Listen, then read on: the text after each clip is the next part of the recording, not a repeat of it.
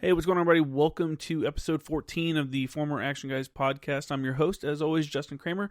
Today we have a pretty good guest on. He's an 0861 from 11th Marines. Came on to talk about his different experiences, stuff like that. He got out as a staff sergeant named Levi Slife. And it was a good story. Like, he's done a lot of different stuff, 5 deployments in an 8-year period. It's only three of those were combat. And I mean, I think you'll be surprised by some stories, possibly offended by some, but, whatever. Overall, good podcast, good talk and stuff like that, and I appreciate him coming on. I can see having him coming back on later on in the future to talk. I want to get more into, he was in a National Geographic documentary about Afghanistan, and we kind of briefly brought it up, but I wouldn't mind talking a little bit more about it, so we'll have him back on and do that. But anyway, hey, we got a podcast, or I got a message about the podcast from Ted_Stepanek. And it says, loving the podcast, man. I have a 30 or so minute drive to work every day, so I can usually stretch them out over at least half the week. It's nice hearing more down-to-earth Marines talking instead of the 100% always on Jocko Seal type stuff with the heavy sighs every other minute. This last one with all the funny stories and banter really brought me back. Yeah, I know what you're saying. I've heard Jocko and stuff like that, and super motivating, and people are really into him, but it's just too much for me. That's just too much intensity. I'm way too laid back to listen to that on the regular.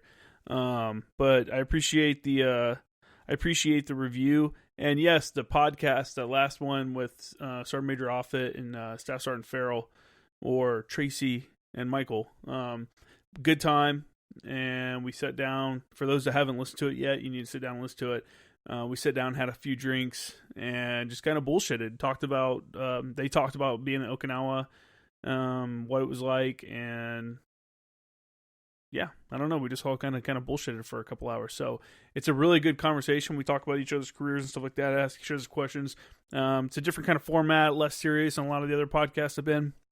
But, it's good stuff, and I'll probably continue to do episodes like that on occasion, just to have a few people in and, have a good conversation. So people that serve together are great to sit down in a group, like 2 or 3 people, 4 maybe, and just kind of talk, because they can, oh yeah, hey man, you remember that one time, this and that, and that's what happens, and you get these stories out, and if you haven't heard the podcast and you go back and listen, they start talking about Okinawa, and even though they were never there together, one will be describing something, and the other one's like, yeah, and you go here, and then, so it's just, that's just how it is, I guess. But anyway, check out that podcast.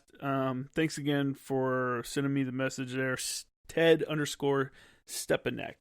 And so 18 5-star reviews right now on Apple Podcast. Sergeant Major Offutt, it looks like, sent in a review on there. I'm assuming it's him. It's Sergeant Major TDO. So it says, great podcast, more fun than being doused in gasoline while firing a runaway M2 with an endless belt of incendiary rounds and a fire danger rating of 100%. A solid, motivating combo that resembles light cross between a Joe Rogue style and Joe Rogue style, art of manliness, ability to hold your interest, and a wolf, and iron, down-to-earth honesty, and a TED Talk intellect. Well, I appreciate it. You'll be back on. I know we'll all sit down together again and keep talking, so it'll be a good time. But yeah, so we'll get to the podcast. Like I said, I got Levi Slife on, and he was recommended to another guy that we're mutual friends, who we're both going to see if we can get him to get on the podcast, because he's also got some cool stories, but we'll see what happens. But before all that, make sure to check out my website, jkramergraphics.com. Check out my Instagram at jkramergraphics. Hit me up on formeractionguyspodcast@gmail if you want to shoot me an email. So you can message me on Instagram or shoot me an email, either one. I'm also up on Twitter. I use it mainly to just kind of question motives, I guess, or just, I don't know. I use it mostly while I'm at school, so I'm sitting in class and I'll read stupid news articles and be like, this is dumb, and put my comments in there, because, that's what we do now as society. So anyway, if you want to see me regurgitate or throw out a bunch of information, hit me up. It's the number 4 MER Action Guys on Twitter. So, without further ado, here is the podcast. Enjoy. Welcome to the podcast, Former Action Guys podcast. This is episode 15, I believe. No, 14. This is episode 14 because this will come out tomorrow. So I feel like we've crossed paths at some point, but we might not have. I don't know, man. The 6-1 community is so small. We may have. I don't know. Jackie was like, "Man, you've got to know this guy. You kind of look familiar." But yeah. Dude, who were you with? I don't know. I never made it to the East Coast. I was with the 11th Marines the entire time. Yeah. Oh yeah, then we didn't know each other. I tried to get to the East Coast, man.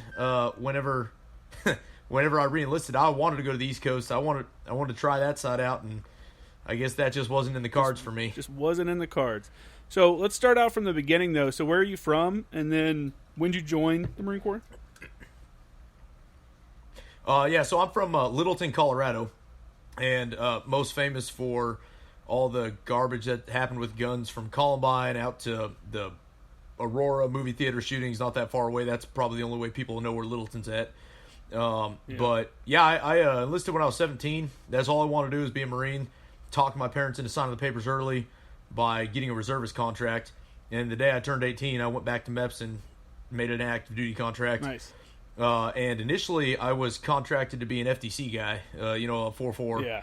And that's what I thought. I didn't know, and it wasn't until I was at MCT, we were getting ready to leave, that they were reading off, make sure names and MOSs were correct, and they're like, "Yeah, Slife, you're going to be a 0861 fire support man." And I was like, "Dude, I don't want to be a firefighter. That's stupid." So I called my recruiter. I was like, I don't know what a fire support man was, So I called my recruiter and I said, "Dude, you screwed me." And he's like, "Hold on, let me figure out what that is." And he's like, no, dude, you're like the guy that calls in artillery and stuff. You hang out with the infantry and do all that. Now that sounds pretty cool. So, then I went out to Fort Sill on Thanksgiving Day of 2007 and just to 11th Marines, and I spent all my time, that wasn't with them deployed. Yeah. How long were you at Fort Sill for? So I got there Thanksgiving Day, and I left Fort Sill middle of February. Yeah. Okay. So you weren't there too long. Because my class didn't pick up till after the Exodus. They send everybody home over Christmas, so it didn't pick up till beginning of January. Okay. Yeah. Well, that's not too bad, I guess. I mean, it could be worse. I heard of guys that have been there for a pretty long time, so I guess that's not too bad. Did you go to San Diego for boot camp? Or Paris Island? Yeah. Okay. Yep. I went to San Diego. Okay. So anyway, so you go through Fort Sill. How'd you like the fire supportman course there? Or Dude, what is it? I was talking with someone about this the other day. MASOC, yeah. Yeah, exactly. No, that was actually probably the most depressing time of my entire career, was being there. It was really? Kind of a rough time. We had a lot of idiots that we just kept getting in trouble, and they, corporal punishment. So we got all of our tobacco privileges taken away. We got our PX privileges taken away. Our libo was restricted. We weren't allowed to have anything in barracks but water. Got all our electronics taken away. And it was just, it was a depressing time. But the 0861s, at the time, Gunny McNeese was running the show. And at the time, Gunny Cuomo. And that was cool. Class was cool. PTing with them was cool. But everything else about Fort Sill was just miserable. Yeah, that's kind of the vibe I got. I was a lap mover, so I got there as a sergeant, and I didn't have to do. Oh, so it would have been good for you, because it wasn't too bad. The lap movers we had, they would go pig hunting on the weekends. They go down to Texas. They did whatever they wanted. Yeah, not us PFCs. Yeah, I think we actually went to Texas one weekend. I don't know if I think it was that when I was in there for that, but anyway. So when you left there and you got to San Diego, what did you think about the change in because San Diego is the fire supportment. For those that don't know, you go to Fort Sill for 6 weeks, right? And that's the normal course length. It's 6 weeks at Fort Sill. I think it's 6 and 2 or 4 and 3, something like it. It comes out to 7 or 8 weeks total. Yeah. So then you spend a few weeks there at Fort Sill. Then they under super strict supervision, and then they send you out to San Diego next. and then it's like, all right, welcome to San Diego. You know, go to class. You're released, and which you're not used to just being able to leave. Plus, there's really not anywhere to go in Fort Sill. So, and dudes start to lose their mind. Right, right. So, what was your thought? Yeah, was yeah. that the first time A lot of dumb things happened. Yeah, can you talk about any of that? Yeah. So actually, probably the funniest thing that happened, which I guess it's funny, but it's not. It was right before we went on Christmas Exodus, and dudes from the Cannoneer School, we were doing a field day like normal every day, and they were one of them was riding the floor buffer, and you know, I mean, who hasn't ridden a floor buffer? Got it. But dude fell and he ended up breaking the sheetrock, and so these guys come up with this phenomenal idea that, hey, we need to come with we're going to get in trouble. So they said, all right, we'll tell them that you were buffing the floor and you tripped and fell over the cord because you were trying to vacuum or something, and you hit your head on the sheetrock. Okay, good plan. And then one of them says, well, hey, you're going to need a bruise or a bump on your head to prove it. So a dude says, well, let me punch you in the back of the head real quick. So he punched him in the back of the head and hits him so hard that he separates one of his vertebrae or something. Dude got medically discharged from the Marine Corps. Holy shit. The other dudes got NJP'd, and we ended up standing in formation out in the freezing-ass cold Oklahoma winter at like 9 o'clock at night getting yelled at by First Sergeant. So fuck, man. That's crazy. Know? Dude, he must have that's a dick it move. Was he something just else. He must have reached back like far to knock him out like that. That's crazy. I don't know. We lived in a different barracks, and all I know is that we were getting yelled at for something I had no idea happened, and you know, what are you gonna do about it? Dude, that story did not go the way I thought it was gonna go. Fuck, dude, that is crazy. No, so, it didn't go the way anybody thought it was gonna go. Yeah, I guess. So you get done with San Diego, and then you get orders out to what battalion were you at? I went to Echo Battery 211. It was back when the 0861s were still with the battery. Okay. You want to describe what it was like checking in as a new 0861 to your first unit? Yeah, so I was a meritorious Lance Corporal out of, I had the honor grad out of San Diego, out of EWTG PAC there. So I checked in as a Lance Corporal wearing PFC chevrons, which made for a very interesting time with, you know, the NCOs. But I checked in on a Thursday as well, so I walked right into field day, and it was the first night was very long, to say the least, because they put me with some dude who was getting, you know, stepped out of the Marine Corps, been like terminal PFC Lance Corporal back and forth. But I had a good unit. The liaison section I had a couple really solid corporals that had, you know, done a deployment or two. I think one of them had been to Iraq a couple of times, and their whole goal was I was the only boot that they got. Their entire enlistment, I was the only boot they got. So they're like, their goal was to make me. Yeah, that's what I thought, and I mean, I don't want to say I got hazed a lot, but I got hazed a lot, you know. So, but their goal was like, we're going to make you the all-star 0861. So it was just nonstop learning and learning and learning, and a lot of disciplinary action for not knowing the right answers over time, and it ended up being really good for me. I feel like I owe those guys, specifically if they're listening, it'd be Jake Orrin, Roger Grimes, and Sean Peake. I owe them a lot of the knowledge that I learned as an 0861 because, you know, at schoolhouse they say, hey man, here's the basics, everything else is OJT, and they were my OJT, so they really set me up for success, even to the point of the night before we went out on Fistex on, at the time it was still CAX, then became Mojave Viper, then Enhanced Mojave Viper, and P90X or whatever they're calling it now. Yeah, right. But sitting there in the back of a Humvee, like 3 hours before we're supposed to step, I was learning how to do stay aboves with trajectory charts, you know. So they hooked it up real well. That.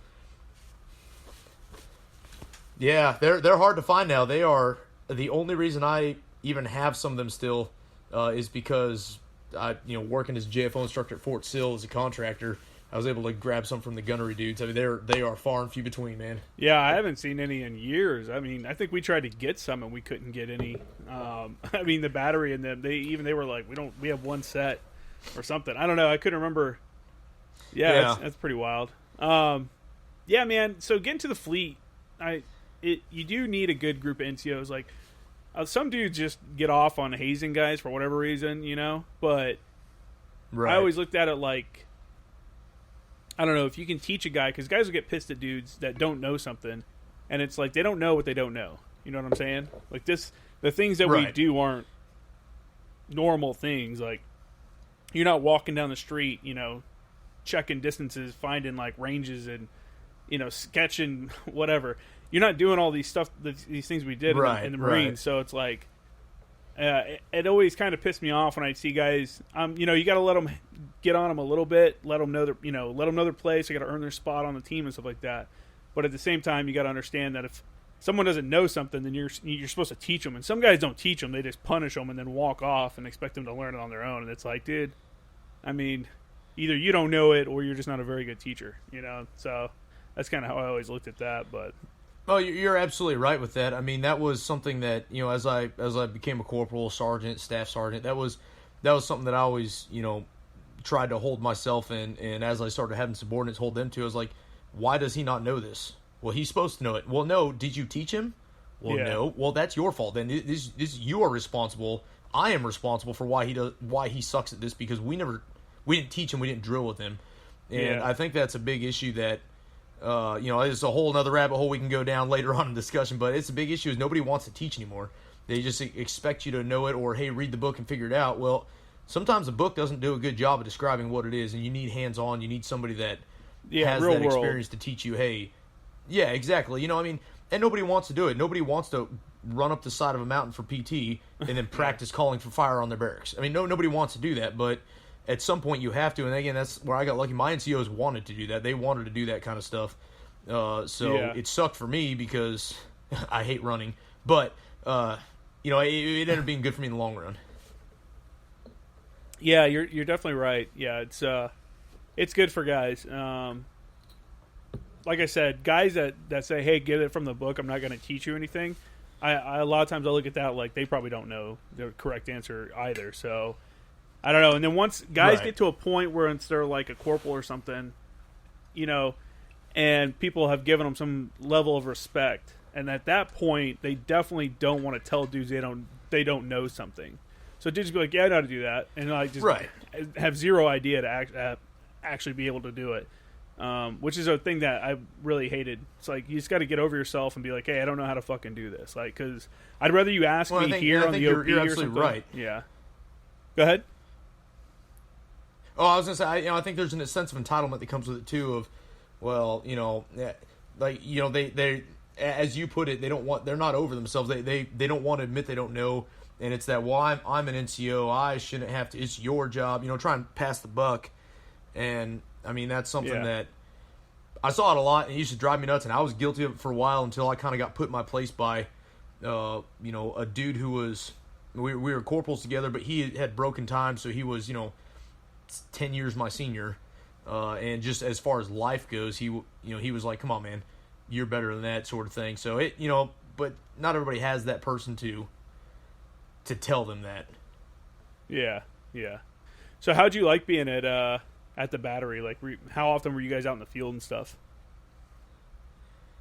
So, it had its ups and downs. The ups were, we went to the field like every other week, if not more. I mean, we were always doing Pendleton, no offense to East Coast guys, but Pendleton was great because, you know, you have hundreds of acres to shoot on. You got 29 Palms up the road.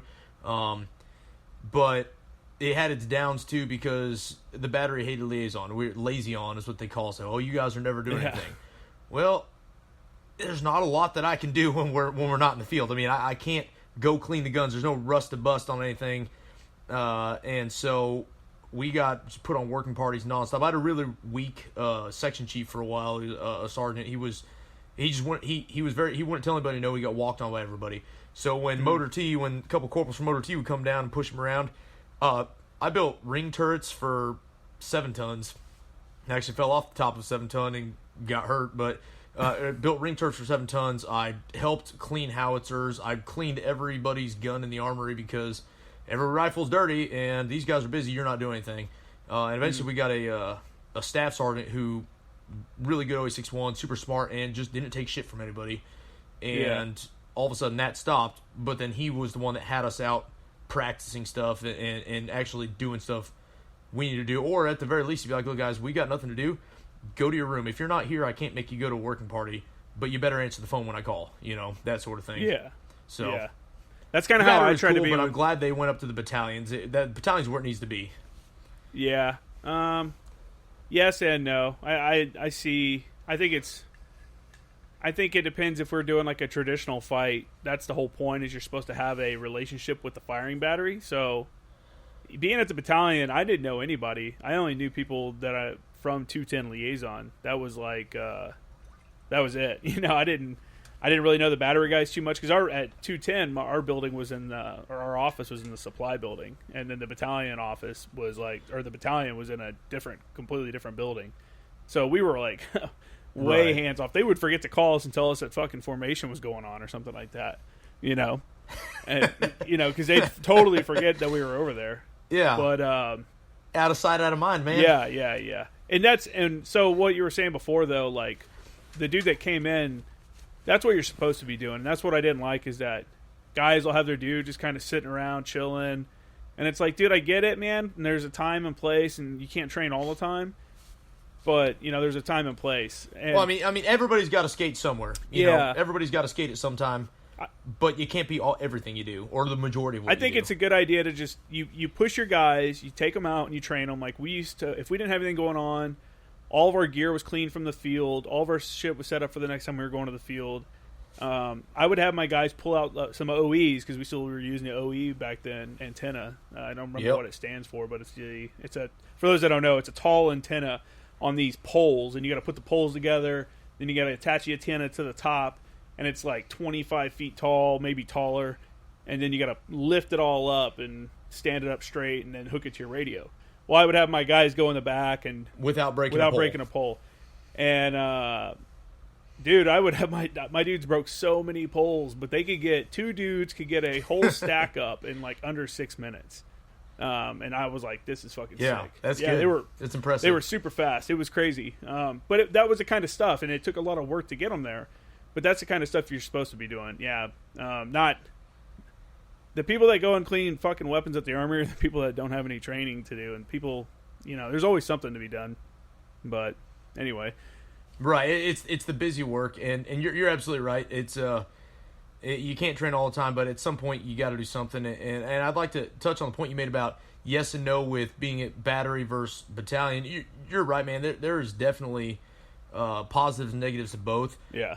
I think the issue comes, and I didn't see a whole lot at the battalion, because we got sent up to the battalion, and I got cut orders to deploy, and then I just basically was deployed or in the field nonstop supporting units for the next 3 years, and I came back and went to the regiment.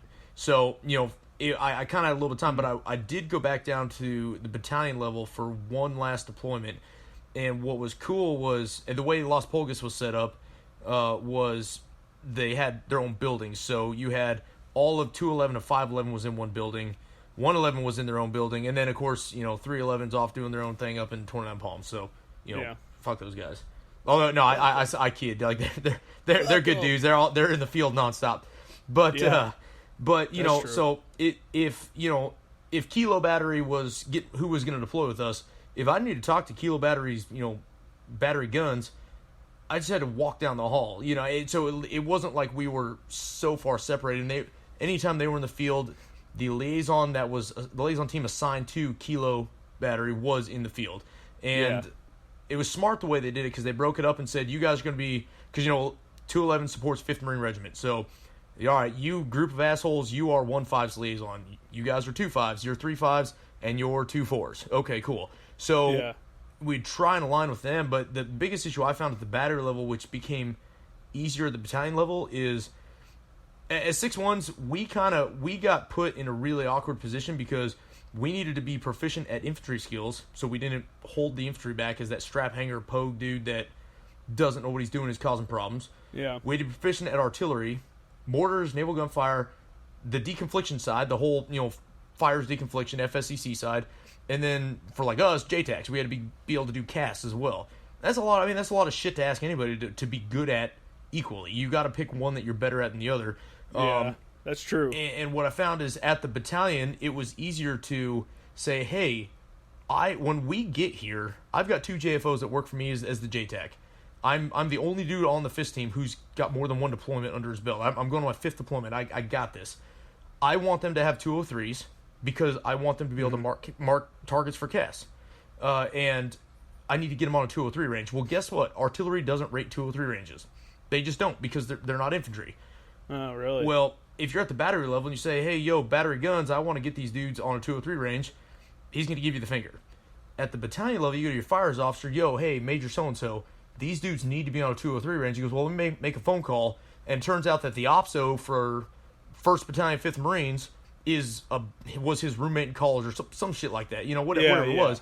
He makes a phone call, and all of a sudden 2 spots open up in 1-5's 203 range they're going to do in 2 weeks. So, I mean, that's the way it works. You got to make your own destiny. But you do lose that interpersonal relationship with the battery to some extent. Like you were saying, N Street is kind of screwy from what I understand. But, well, they're kind of laid out like what you were just saying. We had our teams where it was like, hey, you're assigned to whatever battalion, and that's who you go to the field with when they go to. They started doing that more when we had more time. When we Iraq was basically done. Yeah, they started doing that some more. But what are you gonna do? So how long were you at 11th Marines before your first deployment? Before you found out you were going to deploy? Yeah, man, I'm good. I got that one set up. So yeah, sorry about that. No, you're good. So causing problems with the technology. Dinosaurs over here, it all happens. It always happens, man. It's okay. So the question was, how long were you at 11th Marines before you found out you were going to be going on your first deployment? What was your reaction to that? So I will never forget when I showed up to 11th Marines. I showed up March 18th of 2008, and the significance of that date is that was the anniversary of the invasion of Iraq. And my NCOs did not let me forget that because I didn't know. And then I deployed January 8th of 2009.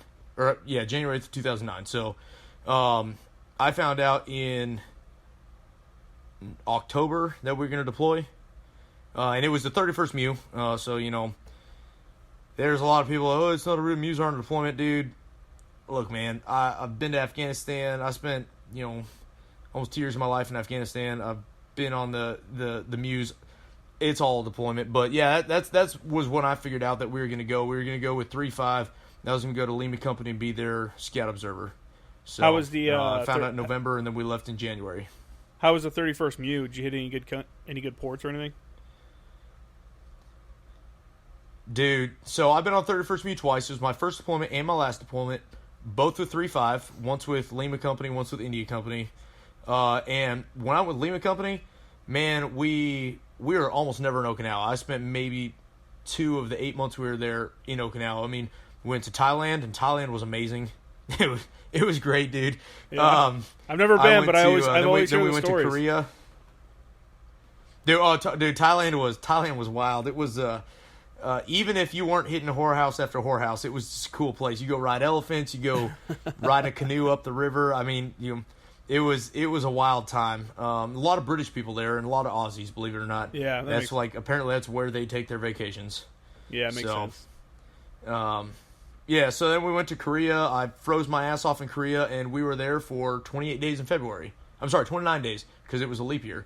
So, I think. Anyway, whatever. We were there for 29 days, and I know it was 29 because they said we were not going to get the Korean service medal or whatever, because we weren't going to be there for 30 days, and they did it on purpose because we didn't need it, or something stupid like that. So I froze my ass off in a tent in Korea, and it was miserable, dude. It was so cold that the little diesel-powered heaters they gave us, we couldn't get the diesel to light because it was too cold. I've heard Korea is miserable. Paper cups and... Oh, dude, it's the whole place... I've been there once in the winter, once in the summer. It's insanely humid hot in the summer. It's freezing cold in the winter. Everywhere you go to dig in, if you have to dig in anywhere you're digging up trash, it's just... Really? It's gross. It's not my favorite place. I'm not really a fan of Asian culture in general, but it's just... Korea was not... For what you look at with, like, okay, hey, look, they make Samsungs and Kias and all this stuff there. Korea was kind of garbage, dude. It was just... Really? Huh. And maybe it was just... Maybe it's like the ocean side or the Jacksonville of Korea is what I saw, but it was just not a great place. Yeah, that's probably... Did you get to go visit the DMZ and stuff like that, or whatever it is, the 38th parallel? So fun story about that. When we were in Thailand before we went to Korea, me and some other dudes allegedly may or may have not come back to the ship when we were supposed to, and spent the entire night in somebody else's hotel room in Thailand.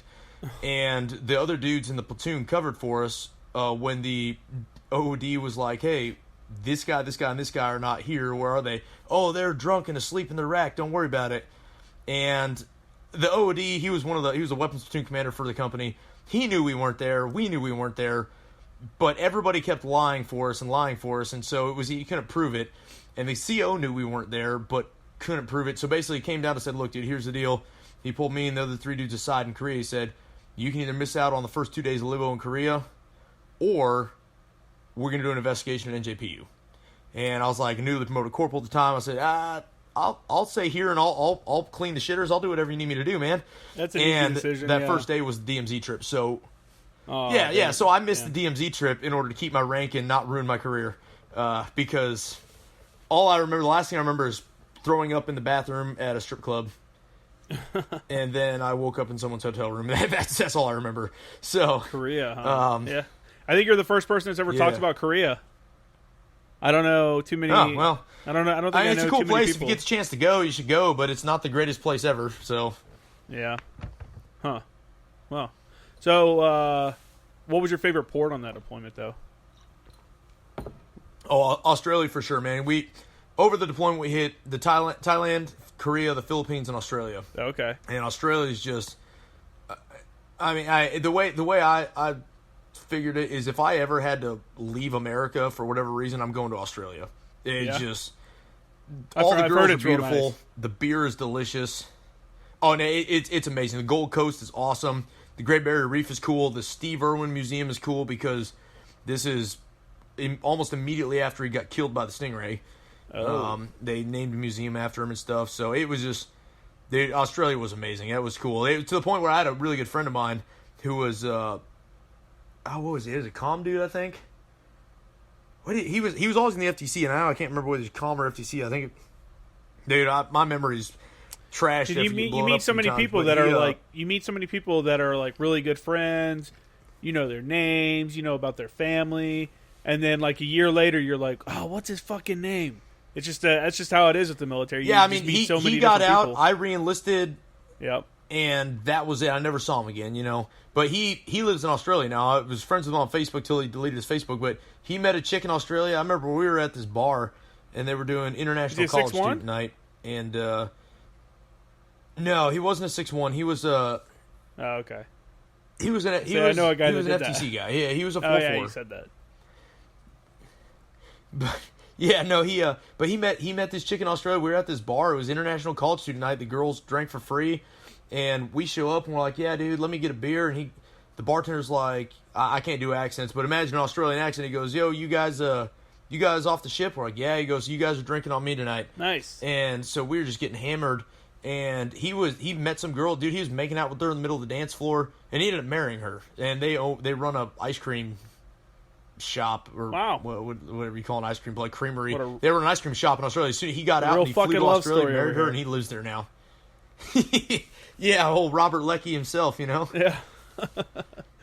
Oh man. So you come back from this deployment, you get done with your first deployment. So now you're like a little bit more senior, or you said you were a new corporal. How was it coming back and being an NCO and being back at the battalion?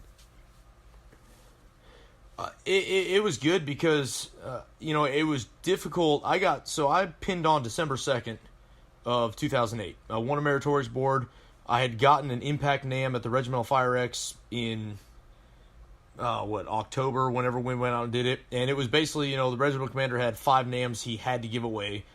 So I got a NAM for driving a Humvee 400 miles without crashing it, or something stupid. Like, it was bullshit is what it was. And I think that was kind of what helped me win the board, if that makes sense. Yeah. So showing up to a infantry unit, and these dudes had just come back from Iraq. They were in Iraq from 06 to 07. So showing up as a 3-ribbon corporal without a sea service deployment ribbon was it was shitty, dude. It sucked. It was almost being a bigger target than if I'd showed up as a Lance Corporal. But coming back from that, yeah, Pogue. Yeah, not only you're a corporal, you got a fucking NAM. Like, who do you think you are? So, but it was good coming back from that, because when I came back from that deployment was when they said, hey, you're going up to battalion. So all the 6-1s went to battalion. And I had a little bit of salt on my shoulders at that point. I knew that I was somebody, whatever was going on. And the next thing I want to do, I was like, I want to jump on an Iraq deployment, because that was all I got nonstop. We had a mortarman on our FIST team, a dude by the name of Bobby Moss, just phenomenal guy.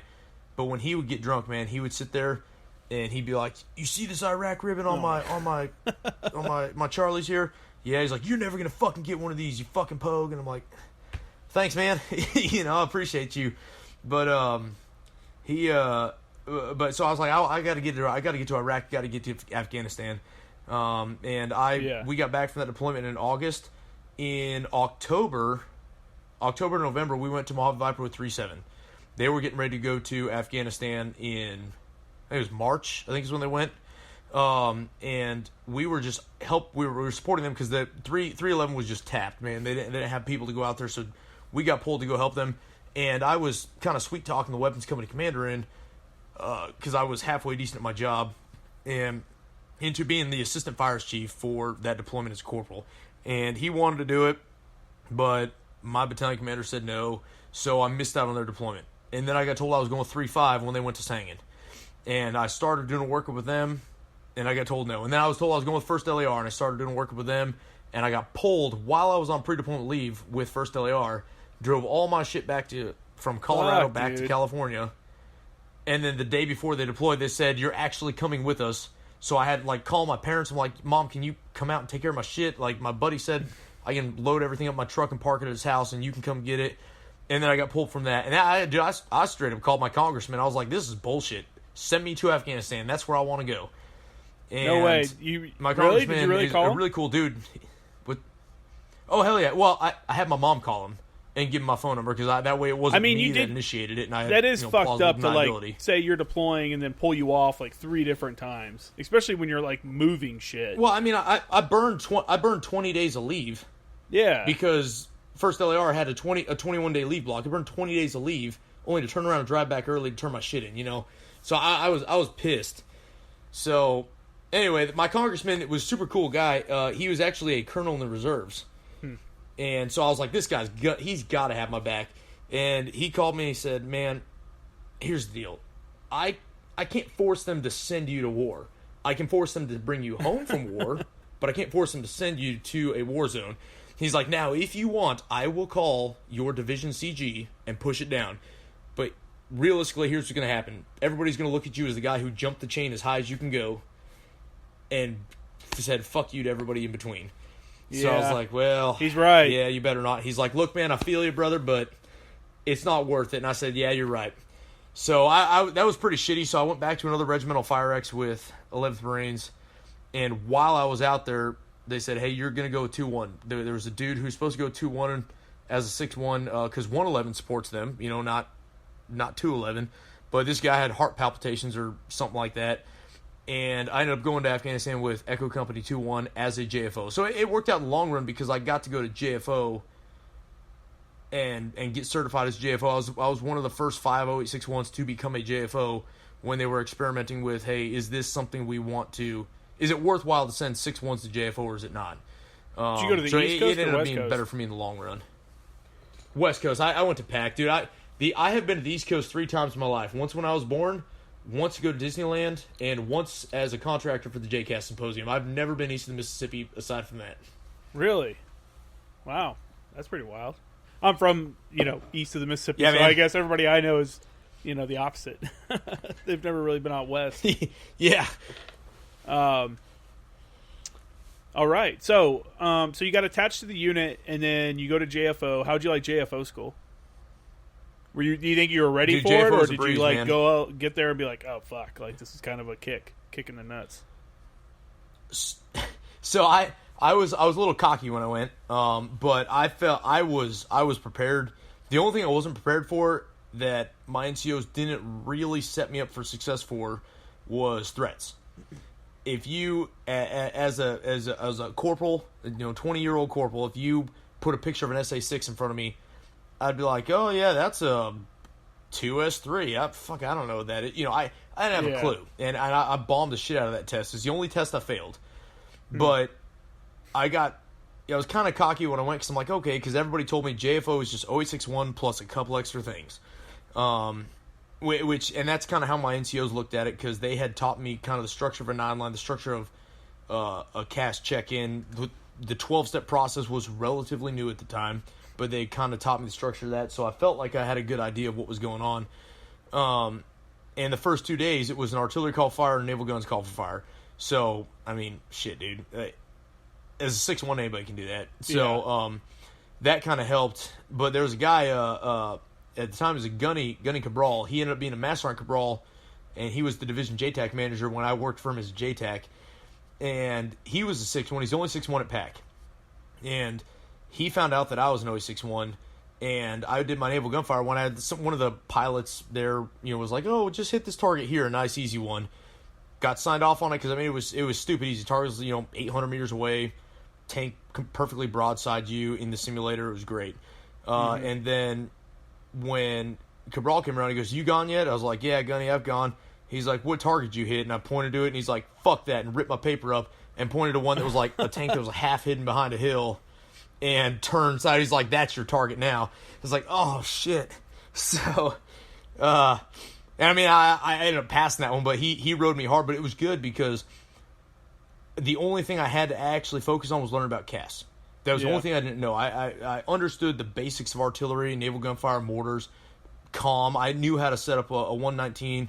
I knew how to set up a 150, from my MOS and, good leadership that I had in the fleet. But, JFO was the shit, dude. I had a blast in that course. And honestly, to tell you the truth, I learned more about actually controlling aircraft in a tactical setting than I did when I went to THP schools to become a JTAC. Really? I learned more about setting up attacks as far as the intricacies of, okay, these are why we come in from this attack heading. This is the best way to use an IR pointer. This is the best way to use a laser. This is why we do this. Real quick, do you want to explain to people that don't know what a JFO is and what they do in relation with a JTAC? Yeah, absolutely.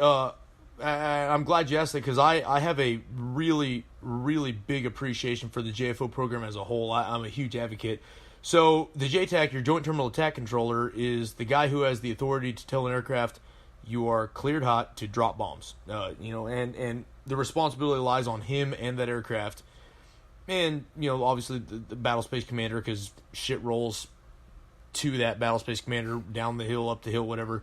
But the JTAC is doing the mission planning, calling in the airstrikes, developing the attack brief, and basically just making sure everything runs the way it's supposed to. And the JFO is the guy that's feeding him all the information he needs, and then talking to the aircraft to get their eyes on the target, put that laser mark out there, put that artillery mark, IR pointer mark, whatever it is, and get the aircraft where they need to be. And so the JFO is really a critical link, because as a JTAC, if you've got 3 platoons out on patrol, I mean, you can't be everywhere. You go with one platoon, and all of a sudden they get into a gunfight.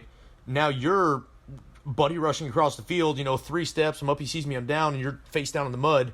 Well, what happens when platoons 2 and 3 get in a gunfight? You're useless to them. So having the JFOs out there, that Joint Fires Observer who is able to go with the platoon and provide that information to you while you can sit there and kind of sit back in a C2 role as a JTAC is fantastic. And so, being the JFO, it was awesome because as an OC1, JFO is a career progression step to become a JTAC.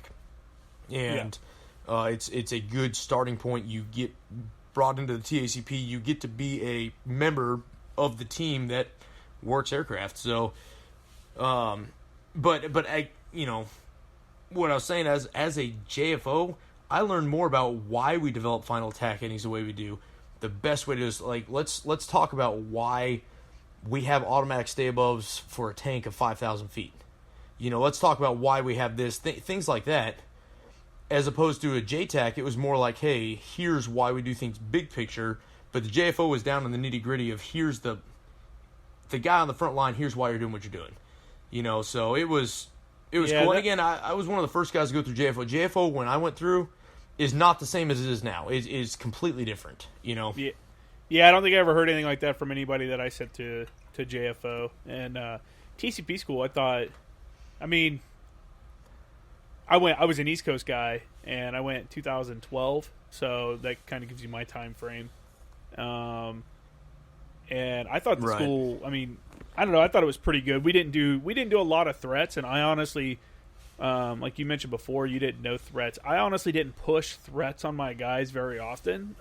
What I would do is your basic ones, your ZSU 23 TAC-4, which for those that don't know, it's a tracked. It's a tracked anti-air gun. It has 23 millimeter or whatever barrels on it, and it can track an aircraft by radar. But its range isn't very far. Its biggest, nemesis would be a rotary wing. That'd be who they're really kind of looking for, I guess. But I didn't really push threats like, hey, you need to learn these threats, and unless I was like, hey, we're going to this area, like we're deploying here. Let's look at the threats, like the real-world threats. Like, why memorize a million different SA threats and all the threat rings and all the... That's a lot of information, and it's constantly changing.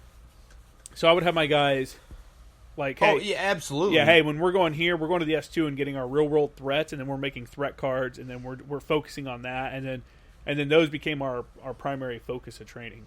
There are some guys that want you to learn, theater level anti-air threats, like you're just going to come upon one of those on a foot patrol or something, some massive launch, Oh yeah, and it has its place. Yeah, for sure. That's one thing.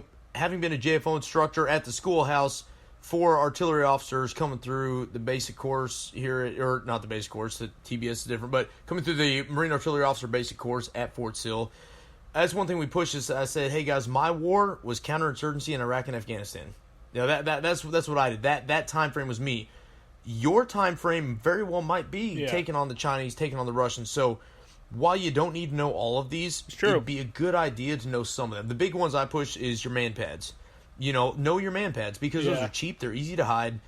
Everybody's got them. And I show them a video on YouTube. And God bless the terrorists for loving to take videos of themselves doing shit, because I show them a video of a Kurdish dudes shooting down a Turkish AH-1 whiskey, one of the Cobras that we sold, Cobra attack helicopter, we sold them. Yeah, I was shooting it down, and I said, guys, this is what happens, dude. Like, this is why your job is important, why you need to be able to identify, is that an RPG, is it not? Everybody's seen Black Hawk Down, we got that, but here's real-life footage of, no bullshit, somebody dying because of this, and we try and add a little bit of realism. I used to show a video of a DHL to it because I got a DHL plane coming to land into Al Assad to drop off some goods. They filmed themselves taking a shot, and it took an engine out, but it still landed. I was like, dude, that's got to be the craziest aircraft for these, or the craziest flight for these. I think I've seen that one. Yeah, yeah, it's an old one. They're going, man, I ain't getting paid enough to do this. Yeah. So when you got back from JFO and you got down, you said who were you attaching to again? I went to Echo 2-1. Okay, so how was it going back to the infantry unit? How'd you like 2-1 compared to 3-5? So, and this is where I'm sure, dude, you're gonna get hate mail on behalf of me. I'm gonna get hate mail. I'm sorry, but so 3-5 coming off the mute. I mean, most of these dudes, there was dudes that they're platoon sergeants or squad leaders in 3-5 that were part of Ramadi. They were part of the Phantom Fury 2 in Fallujah. the just battle-hardened, stone-cold killers. And I learned a lot from these dudes, and they didn't give a shit. Their whole purpose in life was to make you a stone cold killer like them, and it was great. And 2-1 was the same way. There was a lot of the squad leaders, a lot of platoon sergeants. These dudes were part of the major, big name battles in Iraq, but 3-5 deployed a month before 2-1 did, and I had friends with 3-5, and the second the second deployment was really rough for those dudes. It was there's no way around it. It was really rough. I mean, they had high attrition rates. They were pulling dudes faster. They were losing dudes faster than they could pull replacements for them. They were combat ineffective after the first 30 days in country because of their losses. Yeah, and that was kind of hard for me because I knew those dudes. I mean, I just come back from a deployment with those dudes, and when we were in Kyrgyzstan at Manas Air Force Base. 3-7 was coming out, and I ran into a couple mortarmen that I knew from 3-7 from having previously thinking I was deploying with them, supported them. And I asked them, I was like, dude, what happened, man? 3-5 ripped with you. What's going on? And they said, we tried to rip. These guys wouldn't listen to us. And it was exactly their words, as they said. And whether it's true or not, I don't know. But what they said was, I've heard that before. We tried to tell them, hey, this is what we figured out works. Oh yeah, and I talked to a really good friend of mine. At the time, me and him ended up being roommates together. We deployed with 2-5 later on, together as JTACs, and he even said in his own words, he's like, we were set in our ways, we knew what we were doing. And kind of my answer was, well, obviously you didn't, because shit went south, and to the point where I before we even get there again a month later, so I'm coming to Afghanistan knowing that. Yeah, well, they were still in that Iraq mindset. They came from the 06-07 Fallujah mindset, and they didn't. 3-7 said, "Hey, dude, we took 14 KIA and I think 20 or 30 wounded. This deployment, like, this shit's real. This is how when we went from Marja and pushed into Sangin, this is what happened." And 3-5 said, "Hey, we appreciate your advice, but we're gonna do what we want." And and I'm not trying to talk bad about anybody, but it's just this is what I heard. And what I can tell you from my experience is that come with 2-1, you familiar with the Holly stick for scraping IEDs? You want to describe that for so people? It was named after a Gunnery Sergeant Floyd. Yeah. So I'll give you the backstory. It was named after Gunnery Sergeant Floyd Hawley, who was an EOD tech that was attached to 3-1, who 2-1 replaced. And my company replaced the company from 3-1. I can't remember who it is that was in his AO. But what they figured out is that if you take, they were going out and buying sickles, and again, Gunny Hawley came up with this idea. You go buy one of the hand sickles from like thing the Grim Reaper carries from the bazaar, and you duct tape that thing and 550 cord it to a 6-foot bamboo rod or staff. You can use that to scrape the ground and pull up the wires. The hook of the sickle will hook the wires and pull the wires up, and you can detect IEDs easier. Pull up the pressure plate or whatever. You can scrape that, and you have that 6-foot standoff that if it does go off, you keep your head down, your helmet and your flak take most of it. Maybe you get peppered in the shoulders, maybe you don't, but you don't lose your damn legs or your life over it. And unfortunately, Gunny Hawley ended up actually getting killed by an IED, a commanded IED that he was fixing to take care of or whatever, and it ended up blowing his face off, and so it was really, really shitty. But this stuck. Well, 2-1 was really the only ones that knew about that because he was with him. He was the guy that came up with it. So I remember going to my platoon commander at the time, the platoon patrol base I was in. I said, "Hey, look, dude, 3-5 is really, really getting fucked up by IEDs. Can we send this to them?" So we were taking measuring tapes and holding it up next to this stick and giving them dimensions of it and telling them, "Hey, this is what we do, this is what that." And we were sending it over the SIPRNet to 3-5 and saying, "Hey, check this out. This is what works." And basically we got a, "Hey, thank you very much. We'll take under advisement from them." And I didn't know. I was like, okay, cool, they got it. Well, talking to a buddy of mine a couple years later about that deployment, and he's like, "Yeah, no, fuck that. We weren't using that. That's bullshit." And so, it's one of those things that I was like, fuck, dude. Like, I mean, because that saved, I know 3 Marines off the top of my head who that saved their life, where they would scrape, because the Taliban, they learn just like we learn. Okay, you start doing this, and I'm going to do this to counter it. And what they do is they'd strip all the insulation off the wiring. and we called it angel hair. And that way, when you pulled the scraper, you would end up touching the positive and negative wire for the pressure plate together. So you don't step on the pressure plate, but you touch the wires together and it detonates anyway. But it didn't kill you. You just took some shrapnel to your upper extremities, which, you can live from that. Yeah. So it was coming from 3.5 to 2.1. It was an interesting experience because 2.1, the attitude from them. Oh, again, a lot of senior guys, a lot of guys that chewed the same dirt as the guys that were in 3.5. But 2.1 was just, they were humble. They were very much like, hey, we're here to learn how you do it, and we just want to go kill people. And the 3.5 mentality that I had before they went to Sangin, and even worse, 4 years after they went to Sangin, I deployed with them again, and holy shit, like, they're the class of 99 quarterback who's wearing his, he's got a fucking Jesse Ventura horseshoe mullet that's still wearing his leather jacket at 50 years old in the bar, about singing, about how rough they had it. And I don't know, I love my 3.5 boys, I really do. I love my 2.1 boys, really do. But if I had to pick between them, I'd go with 2.1 because they were that more of that quiet, that consummate professional that you were looking for. Not always, they were pretty cocky assholes, but they were more of that consummate professional that, that I, as a young, never been to a combat zone. You definitely might get some hate mail for that. I might, and you know what? That's fine. You fucking look me up on Facebook, dude. Let's talk about it. Yeah. But So where did you go with 2.1 to in Afghanistan? We went to Garmshir, and Echo Company specifically went to the Safar Bazaar area and further south. And the platoon, because they broke us up into platoons, and the platoon patrol base I was in was the furthest south of the patrol bases, and as the JFO, they didn't really know what to do with me, so they stuck me on a gun position, which was, for all intents and purposes, like a Vietnam-style fire base. It was a hill that they shot like 10 Mikliks up to clear all the IDs off, and we built a sandbag wall around it, had camionets. We had 250 cals, 2 Mark 19s, like 8 snipers up there, 2 machine gunners and myself, and a little IDF bunker, and that was it. It was just, we lived up there. I was the senior sergeant, senior guy because I was the only sergeant. I'd been promoted right before we deployed, and so we just kind of, and by senior dude, all I did was make sure we had chow and water.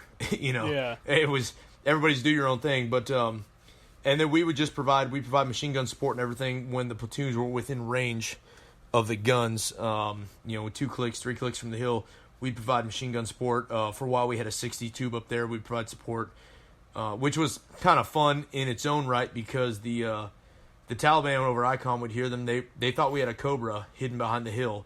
Oh, really? Because every time they would fight us within a couple clicks of the hill, they're like, oh, no, the attack helicopter will come over the hill and shoot us. Because I thought that, the 50 cal, the Mark 19, and the mortars were was the Cobra getting them. That's pretty funny.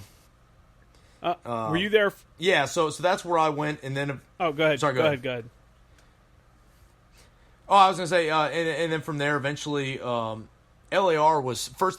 I guess it would be third LR rip with them. They were south of us at Cop Payne, and there was about 30 clicks in between both of us, and so there was just kind of a no man's land that if you wanted to get into a gunfight, you just patrol outside of the range of the gun position, and you're gonna fight somebody. We had really? Just one of the most badass.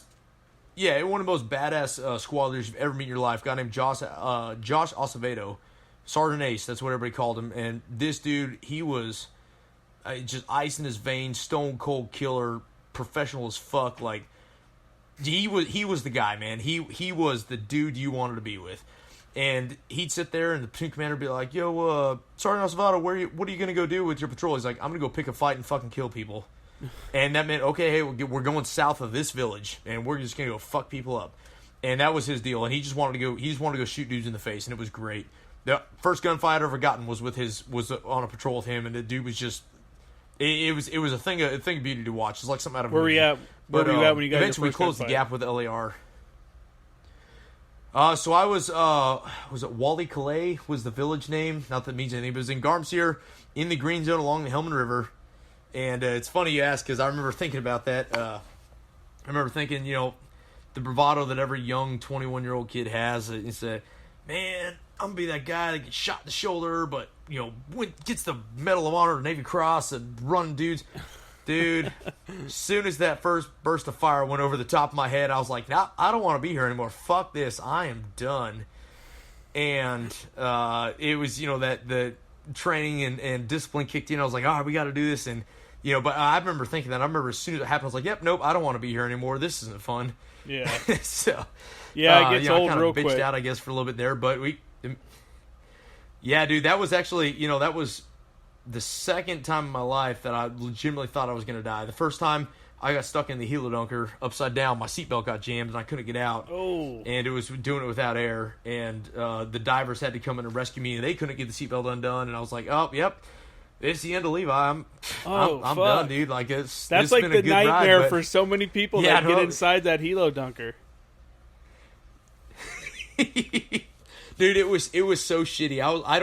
I don't know how, and I felt like I was breathing in little sips of like bubbles of air around my mouth that were, because I know I couldn't hold my breath anymore, and I felt like I was breathing in little sips of air. I don't know what happened, but all I know is eventually they got the seatbelt off me, and I hit my head on a couple of things on the way out. They took me out, and then they made the corpsman check me out, make sure I was good. And then the dude comes over and said, so you failed that event, you would have died. You got to go back in and do it again. Are you ready? And I was like, you're like, yeah, I would have died. Shit. Fuck, man. So, yeah, so that was the thing. But yeah, so that was the first time I thought I was going to die. The second time I thought I was going to die was, hey, we got to get across this probably about 150, 200 meters of open field. And it's, that plowed, haven't planted the poppy seeds yet, but we're getting close to it. And so we got the ground all muddy and irrigated, and you got the little, I guess, dividers between the patties. I don't know what you call them, but just the shit that wasn't all mud. It was kind of dirt mounds piled up in a line. Yeah, they tilled it. And so it's, hey, 2 shots, and then we're running in pairs of 2 across to get to the other wall. So dude fires 2 shots. He takes off running. I take off running, and we're running along this thing, and my foot slips off, and I sink down to my ankle in mud. And dude, in the middle of an open-ass field, getting shot at, I go face first in the mud. Oh, fuck, Muzzle dude. my rifle straight in the mud, face straight in the mud. And I was like, oh, this isn't good. And I lift my head up, and I pushed myself. I went to push up off the ground, and my hands went down, but my body didn't move. I just pushed down in the mud. And I was like, yeah, well, this is it, man. It's been I'm going to die. Fuck. And a good friend of mine who ended up actually getting killed later on a patrol, he hit an IED. He come running by as the next group, and he grabs me by the back of my flak, pulls me up, and says, you're good, dude, keep going. And I ran to the next wall, and I'm looking at my rifle. I'm like, I got mud packed in my compensator. Well, fuck it. And I turned my head and shot anyway, and it broke the compensator in half. The bottom half of it came off, and the armor was like, yeah, dude, the armor was pulled. Like, how'd that happen? But anyway, yeah, that was shit, dude. They teach a course. that was my welcome to the war. There was a course where they teach, like, to jam your barrel into the ground, like, when you're reloading. They were teaching this at Pendleton because we sent some Anglican guys there. I think it was the raid leaders course. And I have never been, so I don't want to misspeak, but I know they did tell them to put their barrel into the ground and reload that way. And this is the course that, like, Recon, all these other guys go through. And they were just saying, yeah, you could just shoot, like, there's enough pressure to just shoot the dirt out with no problem. Because, well, I mean, don't get me wrong. Like, it still shot, and I still shot. We were in 3 more hours of gunfight after that, but it broke the compensator in half. It split the sides. It didn't. Yeah. It wasn't like half. It was gone. I'm just surprised at that. But it that split much like the ring at the top. Yeah, it was because I had always seen the horror stories of like that cartoon banana peel looking gun from people having blockages in there. But yeah, no, it was wild. I mean, it still shot. It shot great, but that's all you asked for, right? Yeah, dude. I mean, it was something else. I don't know what else to say about that shit. That was just.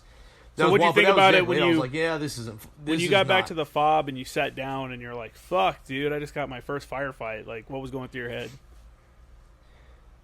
Dude, I don't know. I was so tired when I was done. I think it was because we ended up pushing further south, and eventually it started getting dark, and we kind of holed up in in a canal for a minute there, just kind of facing outboard. And Ace was like, "You guys, once it gets dark, we'll go ahead and walk back. But we're not moving while it's daylight time."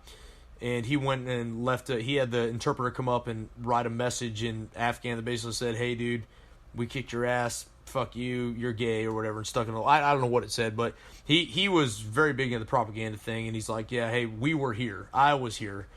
You can't do anything about it." And then we walked back when it was hard. So we didn't get back till almost 2 a.m. And I just went back to my rack, and I didn't even I took my flak and Kevlar off, and take my boots off, nothing. Just went face down on the rack. And that was it, man. I woke up the next morning. I was so tired. But after that, I remember thinking, I was like, holy crap, I got to do that for how many more months? Because that happened my first month in Afghanistan. I was like, shit, dude, I got 7 more months of this? Like, oh, fuck. Yeah. It was it was something, and it got easier as time went on. But I remember that waking up the next morning, I was like, dude, I don't know if I can do this every day. Maybe it was a good thing I didn't contract infantry. This is not who I'm meant to be. Yeah. Did you get any JFO work while you were over there? Yeah, so actually the first tick I was ever in was while I was over there. We had, again, interesting story, which is why as JTAC my call sign was BARD.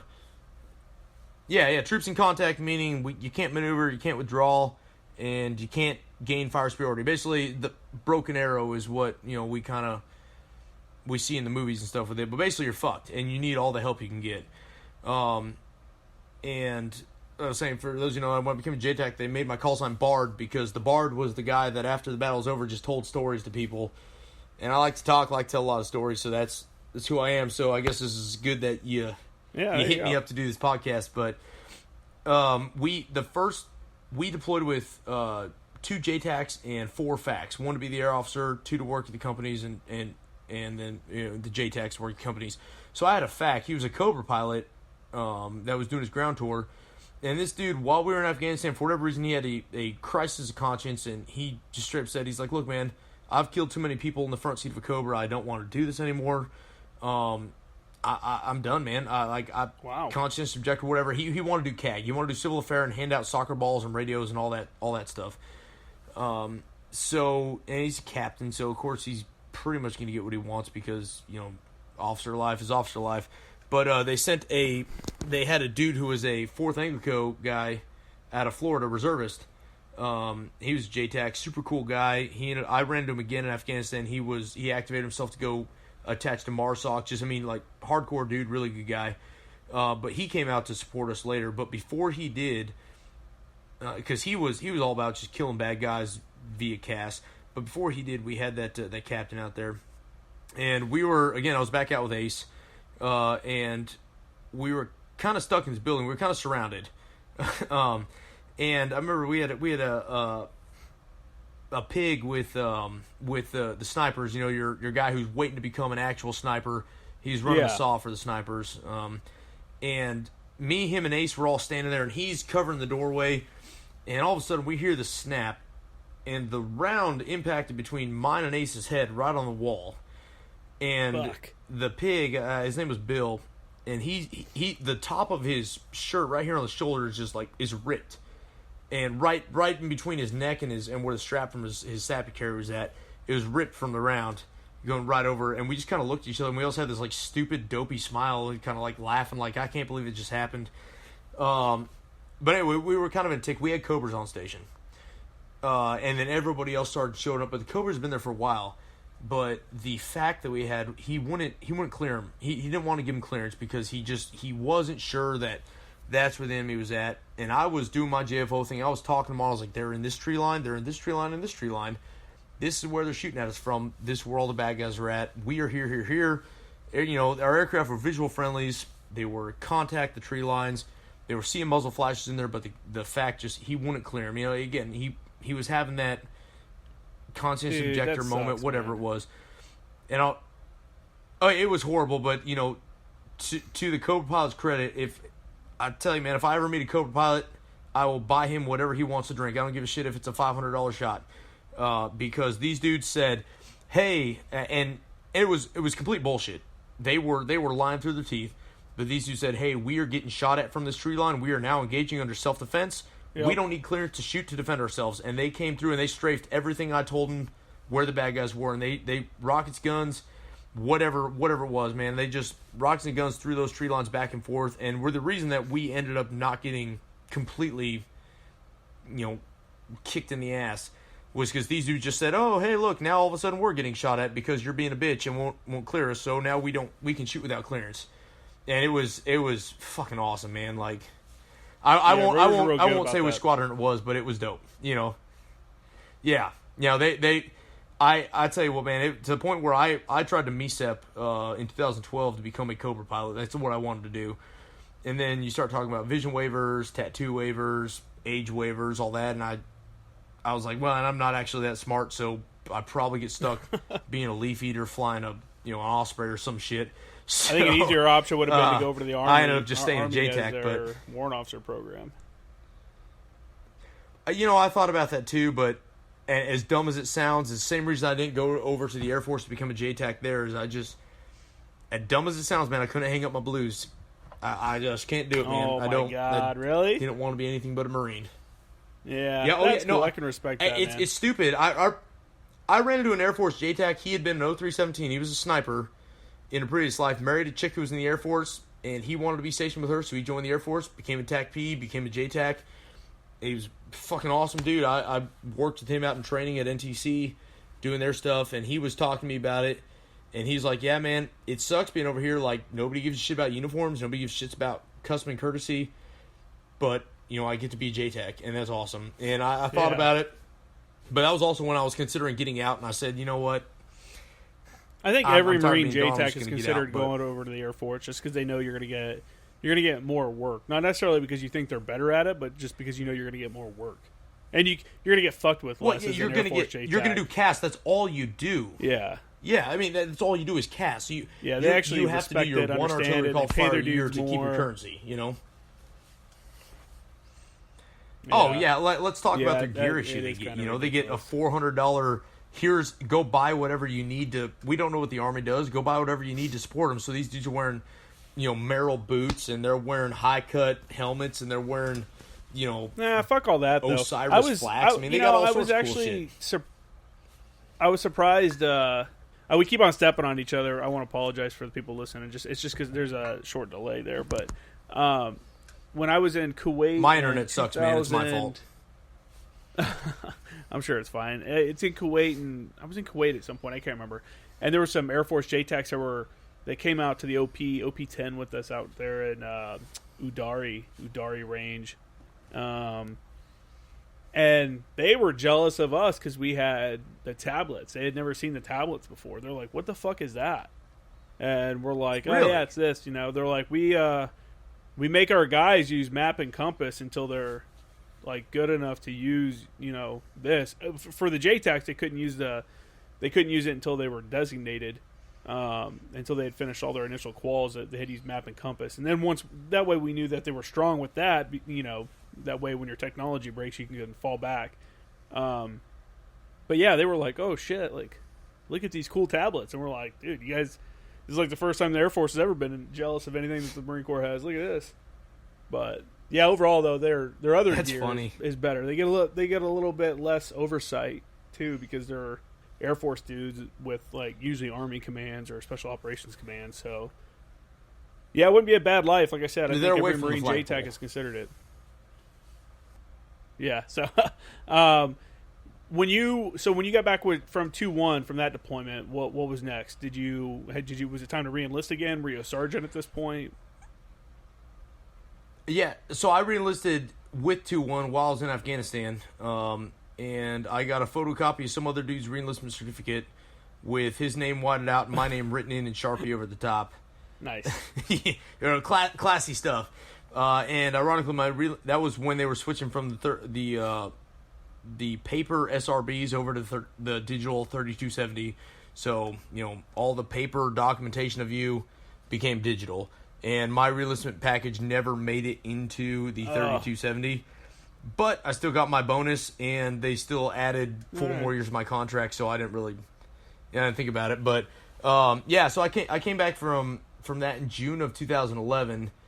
And in September of I'm sorry, in August of 11, July of 11, came back in June of 11. July of 11, I went to Fire Sport Chiefs course.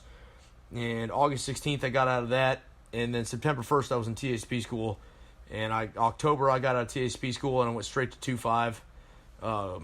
And then in February of 2012, I deployed with Golf 2.5 as their JTAC. Where did so how was the workup for that deployment? Had you noticed some changes in the different workups that you had done with these different battalions? Yeah, so it was interesting because that was about the time that it went from Mojave Viper to enhanced Mojave Viper. So you saw a little bit of difference, and it was that sucked, dude. That was my first real field op as a JTAC. It was getting evaluated by the TTCG Coyotes, and there was some dudes. There was some infantry gunny that happened to be a JTAC. I don't know.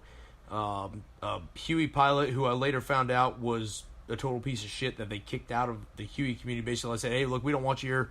Go to TTCG and don't be our problem anymore." But they tried to fire me as the JTAC while I was there for running a keyhole template with rotors, which ironically enough became a thing later on in life. It's actually in the 2019 J-Fire. I was just looking at that the other day. But at the time, the rotor pilots knew what I wanted. I knew what I wanted, but the Coyote didn't understand, and he got pissed that I guess I was doing what wasn't doctrine. I don't know, man. How did he not understand? Between that, you said this was 2012. Yeah, it would have been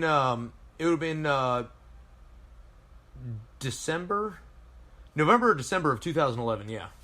Yeah, I mean they had to have known keyhole by that point. If not, then they weren't very good at what they were doing. Well, keyhole, but it was for fixed wing only. They said keyhole's not for rotors. It's for fixed wing only. You can't use it for rotors. And I was like, well, why can't you? It just changed nautical miles to meters and you're fine, you know.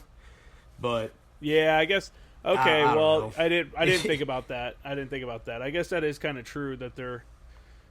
I mean, you're employing them differently when you're running them keyhole because, I mean, I don't know, man. If you're just giving them like a Beano line. So let me explain to everybody what we're talking about here because I know we've lost some people. So he went to EMV, or Enhanced Mojave Viper, which is the month-long exercise in 29 Palms that infantry battalions go to, and then they send like artillery and everybody else to go support this exercise to certify that this unit is ready to deploy. And it's basically a kick in the nuts for a month. You're going out there and doing all these different ranges. You're being evaluated the whole time, and every aspect of the battalion is being looked at. And then keyhole cast, what we're talking about is that's keyhole close air support. It was actually started. I think I read some kind of paper about it that it had the first time it was used was in Fallujah in 2004. That was the first time that they had come up with it. And keyhole cast means that your target is the center of, like, think of a north, south, east, west, like cross. Your target's in the center of that cross, and keyhole means I'm just telling the guy to hold to the north, to the south, to the east, to the west. You know, however many nautical miles or whatever we're holding them at. So, just to explain, it's just a holding technique that we use that can help us quickly route fixed wing aircraft so that one, they don't hit each other, and two, we get them in place for attack that they're going to be doing. So now we got all that cleared up.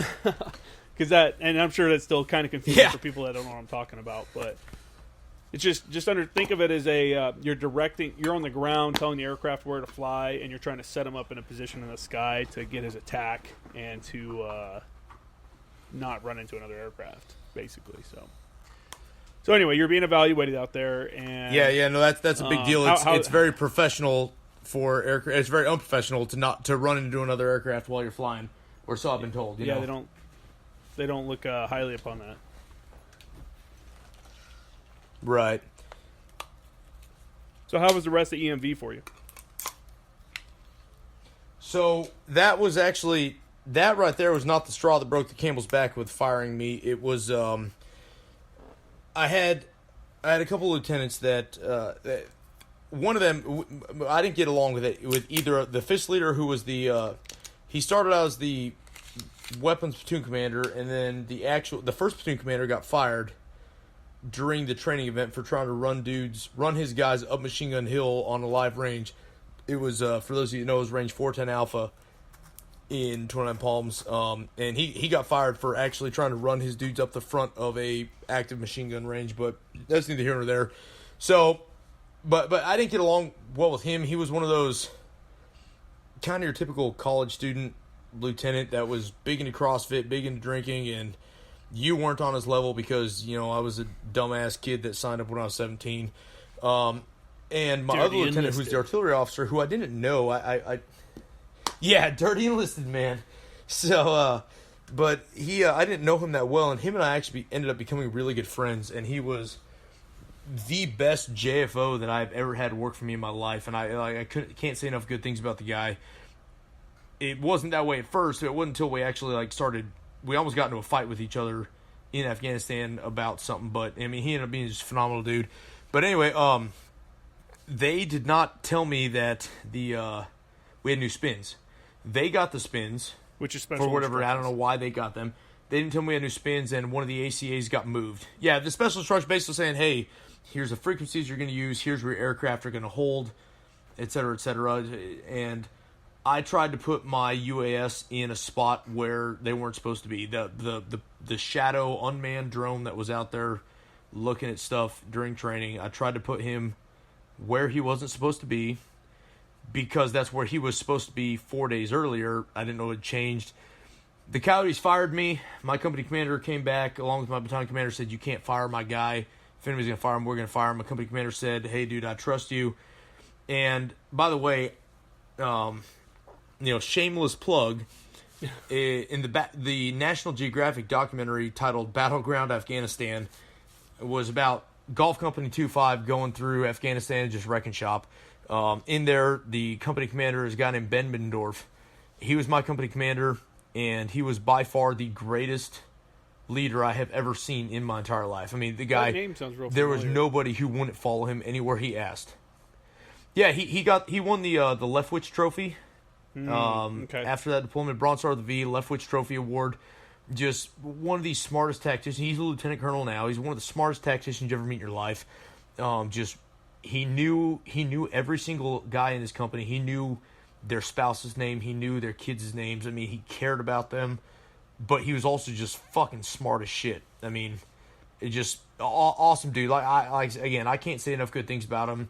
And if he was to call me up right now and say, hey, I need you to come back in the Marine Corps, well, dude, I guess I'm going to drop a few pounds and I'll work on getting back in. You know, I would do it for him. There's very few people I would do things like that for, but he that was a big thing. And he came back and said, I trust you. You know what you're doing.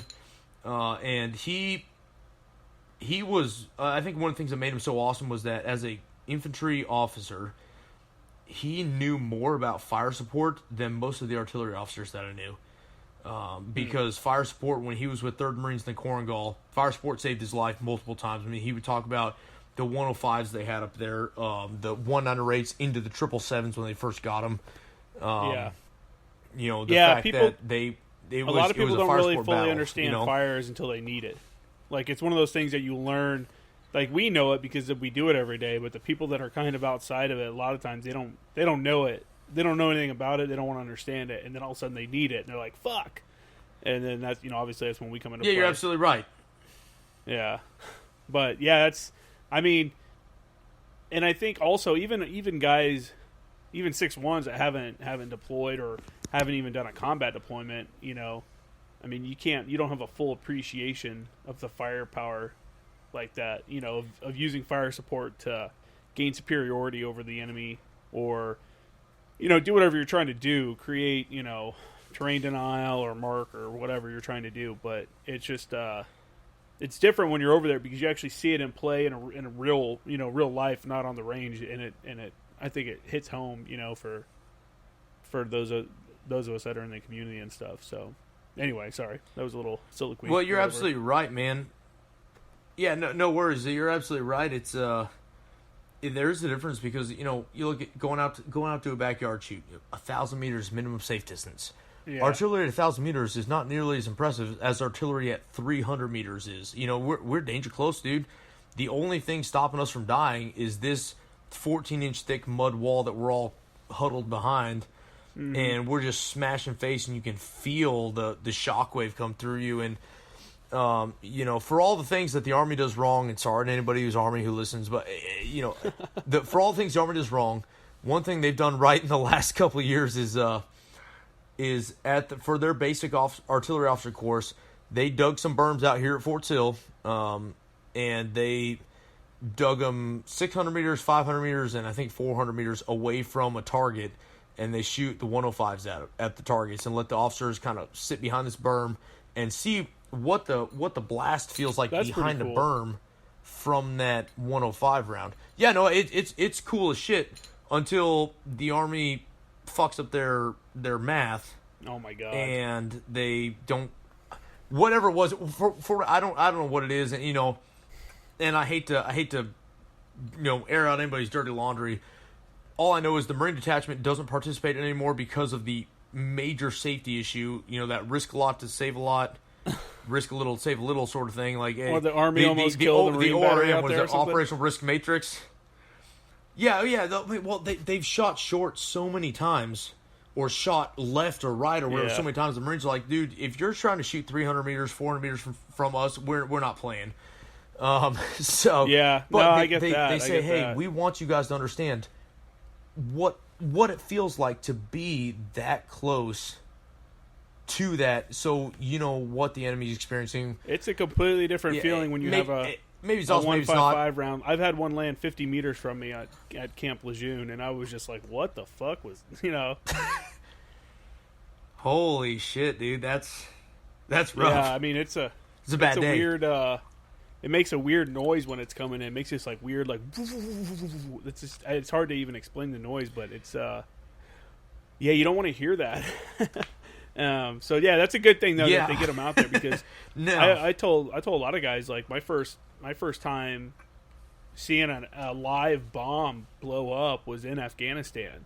Like, even after TACP school, because I was an East Coast guy, and all the ranges are all on the coast and stuff, so they can't use any live ordnance out there. It's all training munitions and stuff. It's all like the that. Mark 76 training bombs. So the first time, I saw an actual Hellfire explode, because I was on an advisor team as well, and the advisor team, when you go to 29 Palms, they call it, at the time, they called it Advisor Training Group Gold or something like that, and there's zero fire support training. There's zero, like, as a JTAC, they had zero things for me to do. They had a dude on another radio pretend to be a helicopter to do a fake LZ brief. That was like the one thing they did for me. And I remember that sounds about right. My major was cool. He would take us out. We would all come out of fucking Camp Wilson and go over to the O Club and get food. We'd go over there and have some drinks, play some foosball, and eat. And he'd be like, who wants to go? And the entire advisor team. So the entire advisor team is over there, all the way down to the Lance Corporal is in the O Club, sitting there drinking and whatever. And it was never an issue or anything like that until the last time we went. There was I think it was Notre Dame. I think it was the national championship game, and Notre Dame was playing. Or it was a big game. It was Notre Dame and somebody else. And we're all up there drinking and stuff. And there's this full bird colonel comes in, and one, he didn't like that the Lance Corporal was there. They were like, get that fucking kid out of here. And two, right, he like came over later and he's like, hey, what's up? Who are you with? And I'm like, I'm with the advisor team. And he was cool with it because I was a sergeant, and when I was like, hey, I'm with all these dudes, he's like, all right, cool. How are you liking the training out here? And I'm like, honestly, sir, because I'd been drinking. I'm like, honestly, sir, it kind of fucking sucks. I was like, I'm a JTAC, and I've gotten zero controls. I was like, I've been here for 3 weeks, and I've gotten zero controls, and I've gotten to do zero JTAC work. And he's like, what? And I'm like, yeah. And he's like, you go tomorrow, and you tell them that the chief of staff said blah. And I'm like, dude, I'm not saying anything to anybody. Like, yeah, I'm going to go be like, yeah, I was at the O Club, and the chief of staff said, that's a wise decision on your point. Controls. But I was just like, I thought that was pretty funny. But anyway, so yeah, you finished 29 Palms. Now you're getting ready. At what point? When did you find out where you were going to be deploying with 2.5? So, I knew I was going to be either with Echo or Golf Company. Those were the only two companies that I knew still they were trying to figure out with JTAC. And actually, a really good guy I'm still friends with. I mean, I was texting him earlier tonight. Our wives are friends. We went, from everything. But side note with him is just him and I. We're both firefighters now. That's what we do. He's in Cleveland. I'm on Fort Sill Fire. But he is just this big ass yoked black dude named his last name's Brown, and his call sign was Skid Mark. And we always joked about that because it was like, dude, take it for the last name or whatever, your dark green Marine, whatever. But he had been to JTAC in Afghanistan before. He went with I think the 3rd LAR, but it was between me and him who's going to Echo and Golf. We didn't really care. We didn't know anybody. Yeah. And it just so happened, the cards fell the way they did, or chips fell the way they did. I went with Golf Company. He went with Echo. And dudes that I was an Echo 2-1 with had volunteered to deploy with Golf 2-5 because they needed some squad leaders and team leaders and stuff. And so I knew some of the guys, so that helped me out immensely. About 2 months before we deployed, that helped me out immensely because I had credibility. These guys like, hey, I was with that guy in Echo 211, or excuse me, Echo 21. Jeez, sorry, man, I've been drinking whiskey, so no, you're fine. I'm a little. I'm only 2 sheets to the wind right now, not 3. But anyway, these guys they were kind of able to give me a little. One was machine gunner, one was a squad leader. And they were able to give me a little bit of credibility with, hey, we've seen this guy. I can tell he's a good dude. But yeah, it was about 2 months before we left that I got assigned to the company because that was when we went to Mojave Viper. Because we did Mojave Viper after our pre-deployment leave, which I thought was kind of weird. But, it is what it is. That's, Semper Fidelis, Semper Gumby, whatever. So, that's when that happened, and we deployed February 29th, which I thought was awesome because I was like, sweet, dude, we're getting all of February. Leap year worked out in my favor finally. We're getting all of February for that tax-free combat pay. It just so turns out that 2012 was the year that they said we're going to prorate the number of days of the month that you're there for the combat pay. So yeah, dude. The only people that really got rich off that were like the not AC-130. Well, probably those guys too, but C-130 pilots and shit. The dudes that are flying around, they would dip into a combat zone, long enough to get the entire month tax-free. Yeah. Fucking scumbags. yeah, you ain't kidding. But that was a dope ass deployment, dude. That 2-5 deployment was the highlight of my career. It really was. It was what fob were you at? Badass company commander who was. So we were at Habib, was what it was called. And it was a really shitty place. We took it over from the Brits. Mm-hmm. And it was a really, really shitty place because it was a low spot, and so there was high ground all around us. To the point where we would have sheep and little shepherd Afghan boys come over the top of the hill, and the post couldn't see they were there, and their sheep would get stuck in the wire or get inside the wire, and we'd have to try and shoo them out or get them unstuck or whatever. And we're sitting there, we're like, man, as soon as the enemy figures out they can sneak up here, like we're in hand grenade range. I mean, the piss tubes and the shitters are right there against the wire. Like we're hurting, but. It never happened, fortunately. But yeah, it was Habib. It was in the Musikela district. So the battalion position was at the actual district center, Musikela, and then we were a little bit further north, and there was nothing between us, Kajaki, and Sangin. The Golf Company was kind of the northern element there. And then again, that documentary I referenced earlier, that was where we were just doing helo ops everywhere because they broke down Habib because it was part of the retrograde. We're leaving Afghanistan, whatever. So we got to ride the gravy train, dude. Gravy train with biscuit wheels. So we were broke down, sent back to Leatherneck. We lived on Leatherneck, but we did helo ops every couple weeks or whatever out to the Kajaki, Sangin, Musikela intersection area. We'd go out and just disrupt the enemy out there to try and give the Afghans a fighting chance to deal with it. It was cool for me as JTAC because the dudes out there, I mean, the only guys that had been there was soft dudes. The Australian Task Force, our ODA guys, they would go out there and raid the area every now and then, try and snatch a high value individual, and and get somebody who's worth a damn. Well, we sent a whole battalion there with tanks and support, and we just went out and just killed people. So these dudes, they didn't care. It wasn't a big deal. I mean, carrying an RPG, hey, it's what I do. And it would be like if we landed if the Taliban landed a battalion of dudes in North Carolina. It's a huge shock. So it was really cool. I got a lot of drops there. A lot of Hellfires shot, mostly off Predators, Cobras, and the Harvest Hawk. But yeah, that was the highlight of my deployment, man. It was great.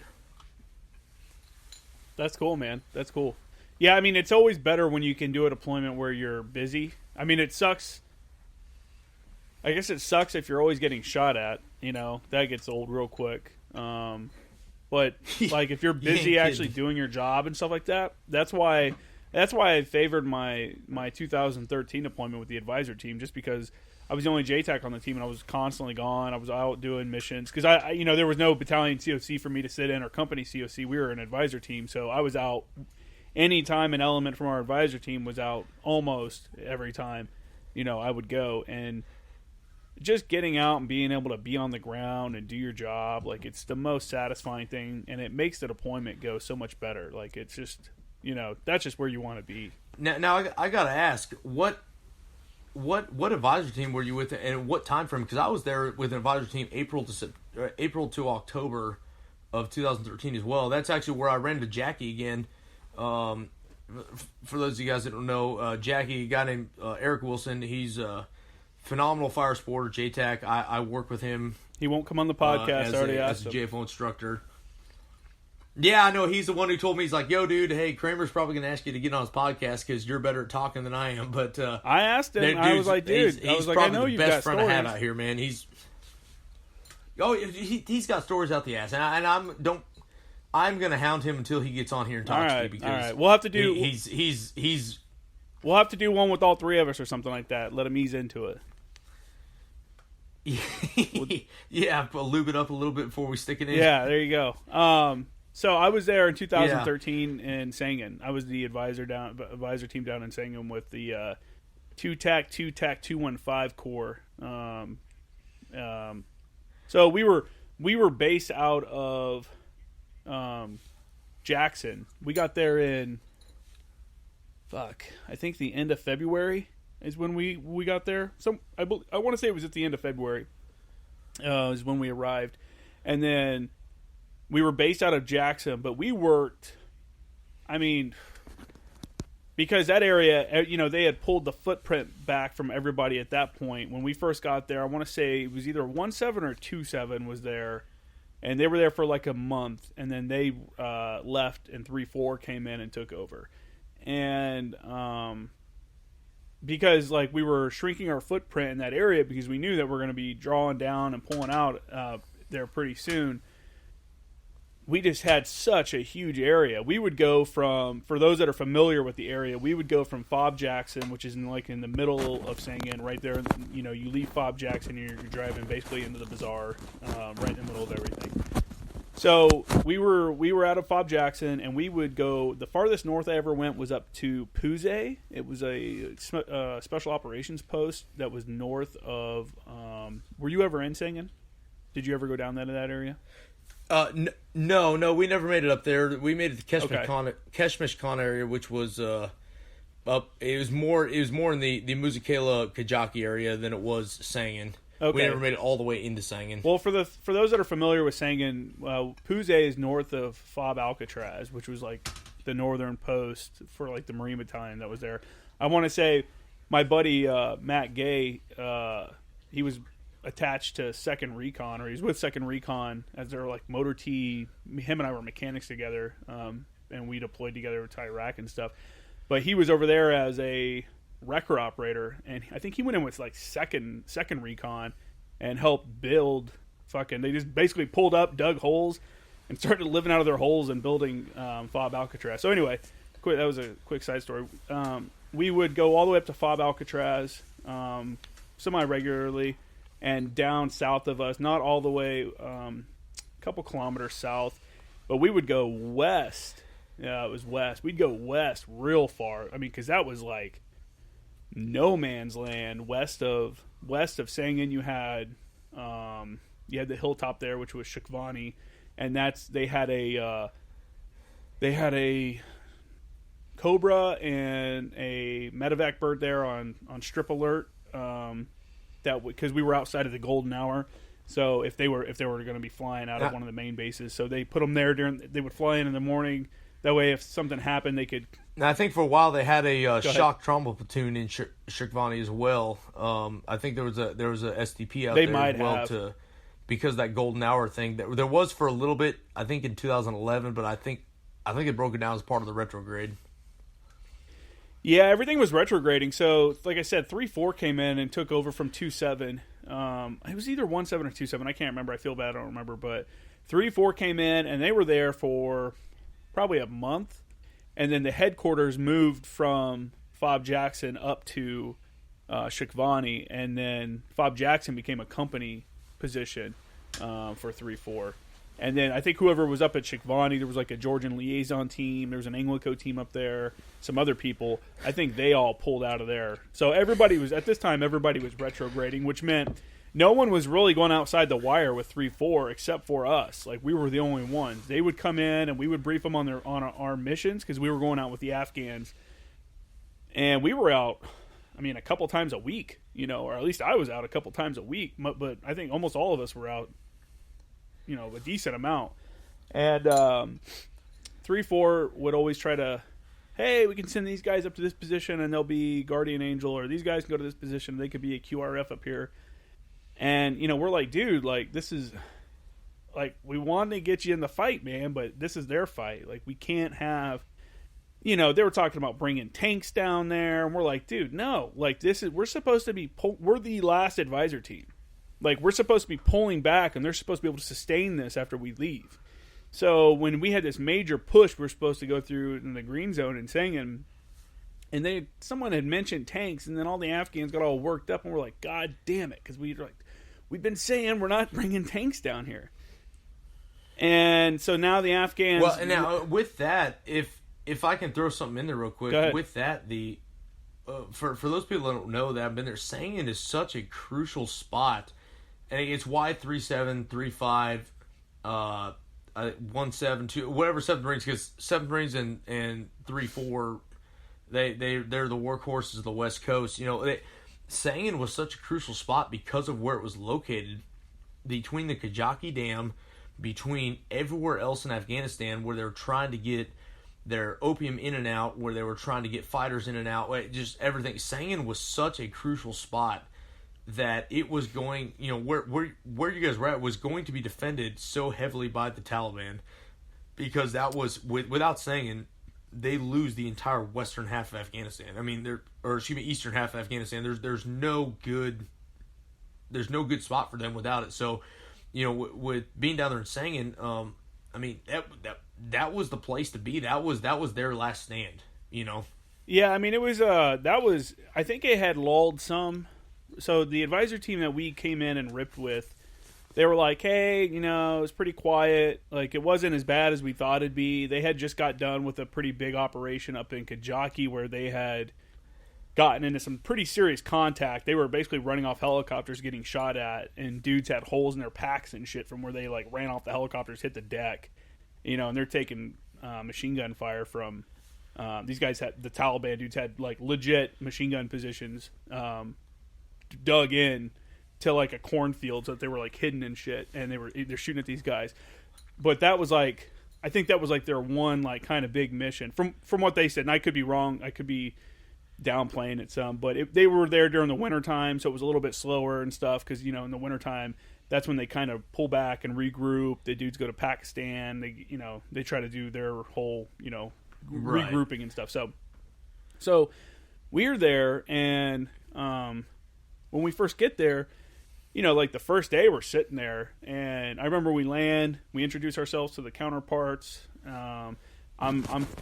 I'm taking over for, I don't remember the kid's name. He was a sergeant. He came from 2nd Anglico, and he was on the advisor team there. And I convinced him, I don't know how I did it, but I convinced him to give me his Peltors.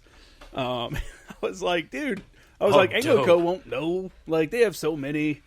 And I think he kind of knew, like, hey, you need them more than I need to bring them back. Like, it'll be easy for me to just say that something happened to him. So he gave them to me, which was super cool.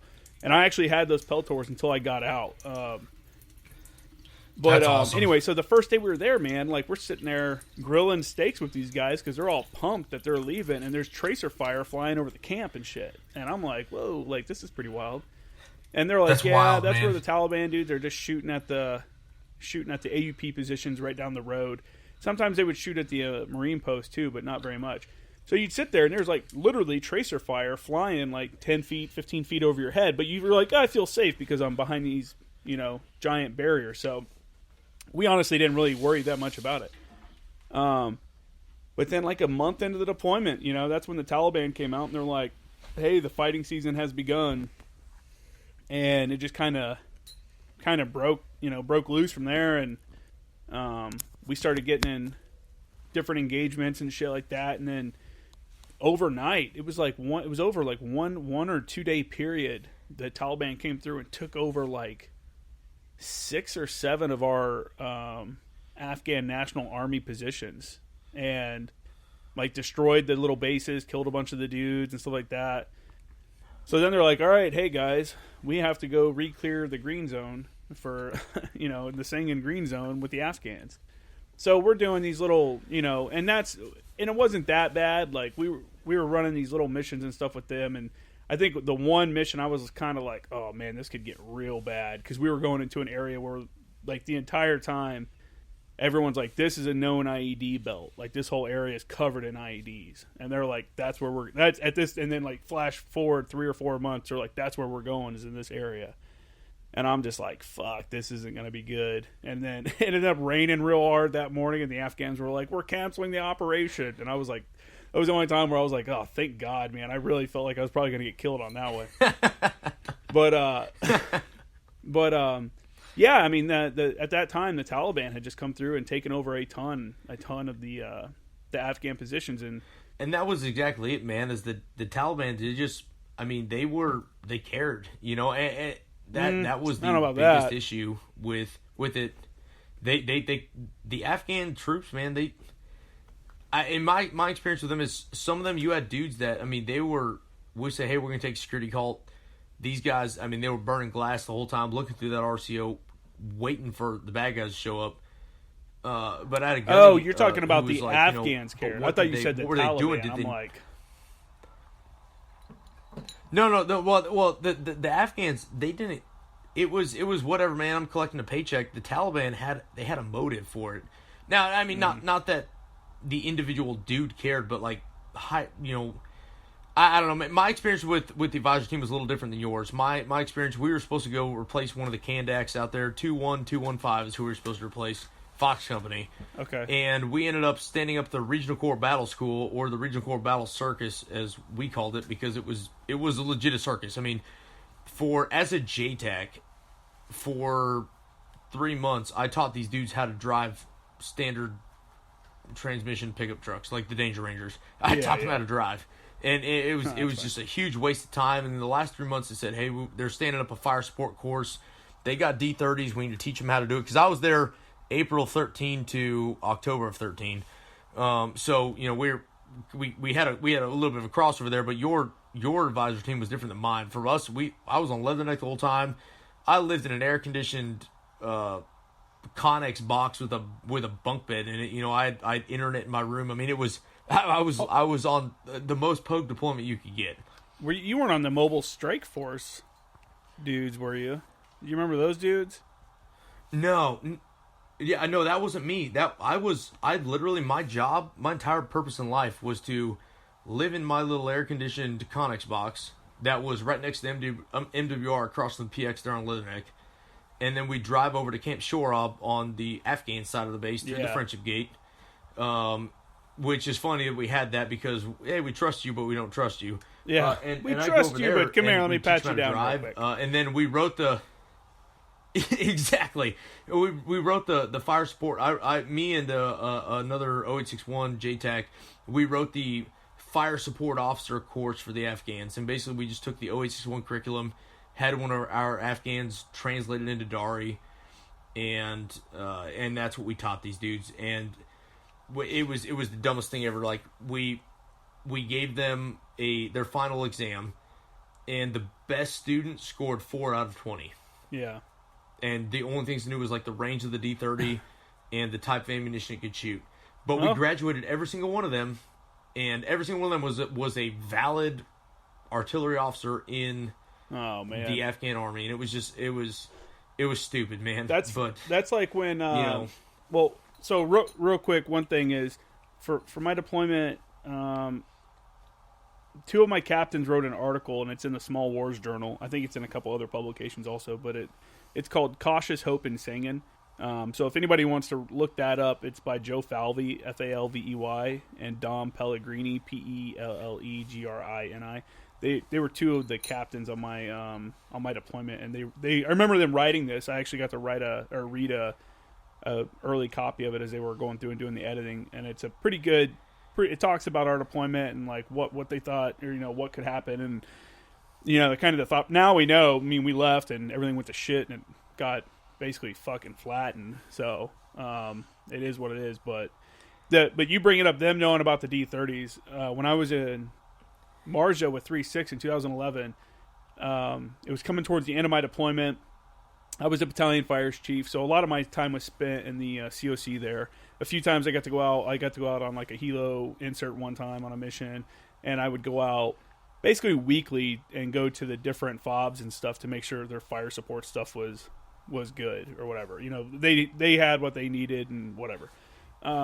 Nothing crazy on that deployment, but it was coming to the end of the deployment, and someone hit me up. I can't remember who it was. It might have been RCT Fires, and they're like, "Hey, man, we got this Afghan artillery unit. They're gonna be we need you to find an area within your AO that they can come down and shoot, like do a live fire shoot."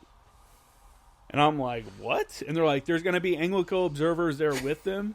But they're going to be doing the call for fire, and then it's going to be their artillery dudes shooting. So it's going to be, their forward observers and their D30 artillery unit cannons. And I'm like, fuck this, dude. This is all I need. Like a month and a half before I go home is some Afghans in, southern Marja shooting and accidentally hitting a house or some shit. And I let my OPSO know about it, and they're like, "Can we push this off?" And I'm like, "Yeah, I'm going to try to kick this down the road." And it's funny, you can ask Jackie about it, because he might know what happened, because he's the one that ripped out with me. He took over for me. He was with 1-9 or 2-9. I think he was 2-9. He took over for me. And 2-9, or I think it was 2-8 is who it was, because they were providing. They would send a platoon to provide security for us at the Regional Corps Battle School. They sent a platoon over to basically provide security for us, and I had no idea it was there until I ran into him at the chow hall. Nice. Yeah, but he would... Yeah, I don't know if they ever ended up doing that mission, but I know I kicked that can down the road, because I'm like, no way am I going to deal with this right before I'm going home. So, anyway. So you came back from that deployment. I'll probably have you on again, and we've already been going for almost 2 hours, so let's jump ahead. You got out of the Marine Corps. What made you decide to get out? So what happened was I got married and had a kid, and the op tempo for a dude that had been a JTAC for a while and a 6-1 that had the fire support chief's course and everything, it was one of those things where I was up for orders. I've been at Pendleton for almost 8 years. They said, it's time for you to go. It's time for you to go somewhere else. And your options are 2nd MSOB, 3rd MSOB, or getting out. And I was like, that's awesome. I'd love to be part of MARSOC. I think that's awesome. But I want time with my family. And during this time, I was getting sent to field op after field op. I was going down to Yuma to work at the Brits. I was going down to Gila Bend to work at the Brits or the Dutch or whoever. I was getting sent to NTC to liaise with the Air Force and evaluate their JTACs, because I'd gotten bumped up to be a JTAC evaluator. And it was one of those things I said, like, man, I'm tired of, you can only sing happy birthday over Skype so many times before your kid stops understanding why you're singing that. My son was 5 years old at the time, and he's like, it wasn't fair to him. And so I had worked out a deal with the Master Guns, who was the division FSCC chief, division fires chief, that I was going to get a gig at the Pentagon. And it was just an 8-hour gig, 6 days on, 4 days off, and then you rotate your 8-hour shift. And I was like, that's awesome. But the problem is that the Marine Corps didn't want to give up the JTAC side of me. And so they said, hey, you're a JTAC. If we let you do this, you're going to lose all your certifications. So I had worked out a deal with him. Then I said, I don't want to stop being a JTAC. I will drive down to Lejeune to keep my currency if I have to on my 4 days off. I'll go to the field with them. I'll go to the SAVT, the simulator if I have to, but whatever I have to do. And that got pulled. The monitor basically, it was actually while I was in Afghanistan in 2013, I got orders cut to MARSOC while I was there, and I had to get my adj off the advisor team involved because they were trying to get me in trouble for being delinquent on orders for not checking into my unit, and he had to get involved and say, hey, this dude's in Afghanistan right now. He's not going to check into your unit. And so I actually put a re-enlistment package together because I love the Marine Corps. I wanted to keep doing it. I love being a JTAC. All I wanted was a B billet. I just wanted 3 years of being able to see my family more often than I was seeing them now. And it just wasn't in the cards for me. So that ultimately influenced the decision of me getting out and picking up a contract gig as a JFO instructor so I could still stay kind of involved in what was happening without, having to be gone all the time. That was really the driving factor. Yeah. That makes sense, man. How long were you in when you got out? What's that? How long were you in for when you got out? I got out 8 years and 1 month of service. Okay. Damn. I mean, you said you did 5 deployments, though, right? Right. I did an 8-month and 3 7-month and 1 6-month deployment. So yeah, it was a very, very busy time for me. 2 enlistments and you did 5 deployments, and some guys don't even get 1 deployment in their first enlistment. Like I knew guys in 2009. Right. Especially outside of combat arms, those dudes are struggling to deploy. And I think it sucks because I think those guys kind of when they become more senior, they don't have let me think of how to word this. When they become more senior and you do as well, and let's say like you and I were in like the same situation. So let's say like I just finished my 5th deployment, or I'm getting ready to go on my 5th deployment or whatever, and I'm a staff sergeant and I got a gunny that's over here and he's trying to tell me how it's supposed to be, and this dude might have done 1 deployment, and sometimes I feel like when you tell them, you're like, dude, I'm kind of burned out, like I'm fucking like, why don't I deal with all this? Why don't I care about all this other bullshit? And you're like, dude, I'm beyond all that. I've been doing all this other shit. Like I've been in Afghanistan, I've been in Iraq, I've been doing whatever. I think it's hard for those guys to understand, and they're the ones that become first sergeants and sergeant majors and stuff like that like yell at you and shit, and they don't understand that, like, dude, I'm gone so much that I could really give a fuck if you have your hair cut. Like, as long as you don't look completely like an asshole, I don't fucking care. Like, I don't care if you put your you're exactly hands right. in your pockets and shit. And it's like the stupid shit like that you start not caring about anymore because you know what's actually important. And the importance is knowing your fucking job, as a JTAC, knowing your aircraft types, knowing your ordnance types, knowing your .1 piece of eye, which is like your danger close numbers and stuff like that for those that aren't familiar. Knowing the enemy weapons and their ranges, knowing where you're getting attacked from, looking at intel reports to see what kind of threats that you're looking at, knowing where IEDs are at, knowing how to use the sickle, knowing how to use the metal detector, knowing how to, all this other shit. So when a dude is like, you don't know how to do fucking close order drill, like you can't stand in front of the platoon and do this, and I'm like, no, dude, because I don't fucking care about that shit. And so it's so funny you say that because then the guys that haven't been sitting there doing these deployments over and over again, it's hard. I think it's hard for them to look at someone, in their beloved Corps. Like, how can this staff NCO not do drill manual? And it's like, dude, well, one, as a staff sergeant, for me, in my personal case, there was no Lance Corporal seminar in my time. I didn't go to corporal's course. I didn't go to sergeant's course. I didn't go to staff academy. I went through the whole time I was in for 12 years with no B billets. So, like I said, But that's exactly where I was. I never went to any of those. I did the Marine Net Sergeant's course to get promoted because I got passed over my first time for Staff Sergeant because I didn't have that. I've been to the reference 3 times in the Marine Corps. They always because got me on that I was one. gone all the time. I mean, I had to, and that's the thing. I had to write a letter to the board. My 5th deployment, I had to write a letter to the board saying, "Hey, look, dude, I know the last time this is 2014, and I'm saying, the last time I qualled on the ref range was in 2009. It's not my fault because here's been my deployment schedule. I mean, you figure between my 3rd and 4th deployment, I came back in October of 2012." And in April of 2013, I was back in Afghanistan, and I got 10 days notice I was going back. It sucks you even They have said, to "Hey, dude, justify it's yourself, you or this other dude." They should be able to look at that and be like, "This dude." Oh yeah, no, it is was working his fucking ridiculous. ass off going overseas. Yeah, it's just it's crazy. And then what gets me,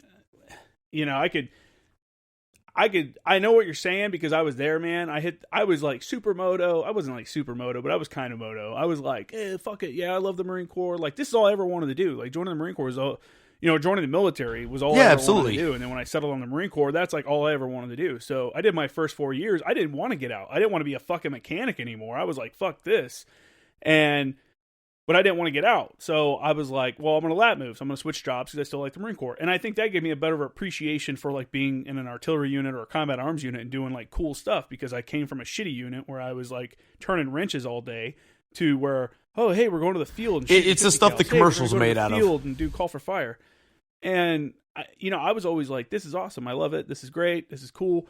But then once you start getting into that 3rd, 4th, and then 5th deployment, that's where I was at too. Same. It just starts grinding on you, and these people that aren't deploying, that aren't doing shit, you're like, why the fuck am I sacrificing, like you said, birthdays? I missed my kid's I bought him all his equipment and stuff like that and got him all ready, and then missed his entire season of him playing lacrosse. I never got to even see it. I didn't know his teachers. I didn't know anything. I'm completely void of like what is going on that side. And well, and that's it. I was so burnt out with it. Go ahead. Yeah, I was so burnt out on it on my 3rd Afghan deployment. So in my 2nd, 3rd, and 4th deployment, in my 4th total, my 3rd Afghan deployment, that was the one I got 10 days notice I was going back. I mean, at that point I had 18 days of respite leave saved up because your respite leave, you get 1 month or 1 day of leave for every month you didn't meet your dwell time requirements and stuff. I was so burnt out and I was so just high strung. I almost got NJP'd for like getting into a fight with an Army sergeant who she was a National Guardsman that was not giving us what we needed. And I remember there's one day I was so done with it. I remember thinking, I was like, this is it, man. I'm screwed. I'm going to the psych ward. And I threw all my magazines in an MRE box and I walked over to one of the staff sergeants that was there. And I said, dude, I'm a danger to myself and others. I'm gonna kill somebody or I'm gonna shoot myself. I can't do this anymore, man. I'm done. And I walked in. Of course, he's on Skype with his wife, and he's tells his wife, he's like, "Can I call you back real quick?" And she he told me, he's like, "Hey man, come back in like 10 minutes." So I thought, okay, I'm gonna come back, and our advisory team commander is gonna be there. Well, because I just threw his door open. I widened and knocked. I just opened the door to his little hut that he had, and I was like, "Dude, I'm done, man." Like here, I dropped. Like, all right. Well, he took all my magazines, man. He took all my ammo, and so I had my Condition 4 rifle walking around, and I was like, "That's it, I'm done." And he had me come back, and he sat down and talked to me, and he was like, "Look, man, I get it, dude." That's pretty wild that you brought that up, man, and that you're sharing that. Like, so let me ask, in the time, do you really feel like you were like, you were just on the edge? You were just that like, let me think of again how to word this. I wasn't gonna off myself. I knew I went off myself, but I was gonna shoot one of our interpreters. I was so tired of dealing with these dudes. I mean, like to the point where I had to get up at 2:00 in the morning to take these, well, it was technically two of them, these two jackasses to the Roll 3 hospital because they were butt fucking each other. And one dude, he rammed too hard and broke his dick and tore the other guy's asshole. Oh my God. And we had to take them to the Roll 3 hospital. Yeah, dude.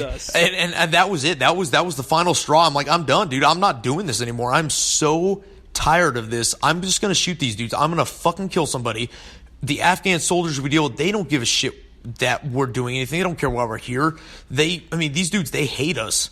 They don't like the fact that we're there.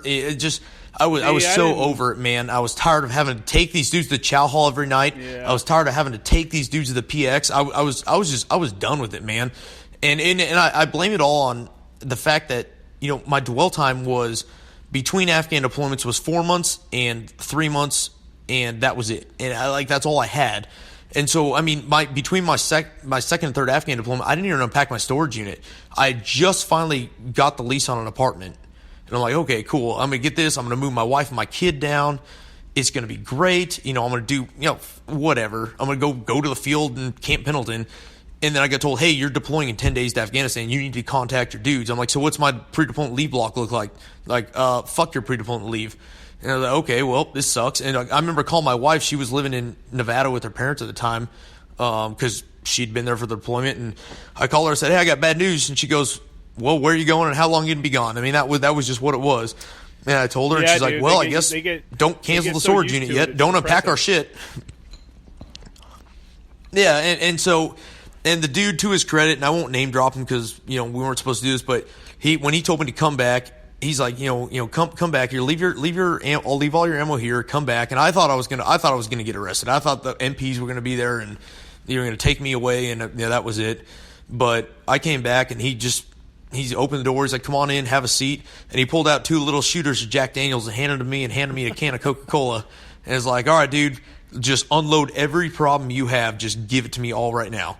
And we spent an hour just sitting there bullshitting. And, of course, I hadn't drank in 5 months. I was like, yep, here we go. I was, just 3 sheets of the wind. And he let me get everything out. He's like, do you feel better? I was like, dude, I feel so much better. He's like, you think you can keep doing what you're doing? He's like, yeah. He's like, we got 2 months left, man. That's all you got to do. And I was like, all right, I can do that. And it sent me on my way. But that was where I broke, man. I came to my breaking point of I can't do this anymore. So that was really, getting into what led me to get out is I couldn't handle that deployment cycle anymore. All I wanted was a B billet. And unfortunately for the Marine Corps, as great as it is, as much as I loved it, they latch on to the strongest horses. They ride them until they can't ride anymore, and they latch onto someone else and leave that horse in the dirt. Yeah. And sometimes you're the horse, sometimes you're not, and it's just, it is what it is. But yeah, I remember I was like, I couldn't do it. I remember sitting there, I was like, well, this is it. Like, it ruins my career, but at least it gets me out of here, and yeah. I'm glad that I went to the guy I did, but at the same time, it was just, it kind of sucked for me, man. I was like, that's that, the weakness no guy wants to admit they got, especially your typical Marine type A alpha male personnel. They don't want to admit that they got to their breaking point, but I broke, man. I couldn't do it anymore. I was just so fed up with the whole bullshit. Man. To the point. Yeah, no, it is, and it was great that I reached out to the guy I did, and it worked out great. But it's. I think a lot of people don't. It is what it is, I guess. That all they need to do is reach out and just sit down and, like you said, just unload. People just need to unload every once in a while. Yeah, and that's exactly it. All I needed was just somebody to listen to every problem I had and sit there and say, yeah, dude, that sucks. What can I do to help you? And there's not a damn thing you could do, but just hearing that somebody wanted to help me, because every other time I tried to talk to somebody about it, it was that, well, fucking suck it up, dude. You signed the motherfucking contract. Yeah. And it's like, well, yeah, you're right, I did, but, to a point, somebody's got to do something along the way. Yeah, and like I said, guys like us, man, right. Guys that were in a high-tempo job, you just look around and you're like, why the fuck am I doing all this? And no one else is doing this shit. Like, people are complaining because they've only been home for a year and, like, a year and a half and shit like that. And you're like, dude, like, what the fuck? And I was that guy for the first 3 years as a mechanic, man. I was like, dude, I'm not even going to be able to deploy. I'm going to miss Iraq. I'm going to be that loser. That was my thinking at the time. And I caught Iraq, 3 years in? It took me 3 years to get to Iraq, and then after that, it was just one after another, because while I was in Iraq, I lap moved, but Yeah, it was just one deployment after another. That sucks though that you're. Yeah, you broke the seal, and now it was just nonstop. Oh yeah, dude. I deployed in 2009, 2011, 2013, 2014, 2016.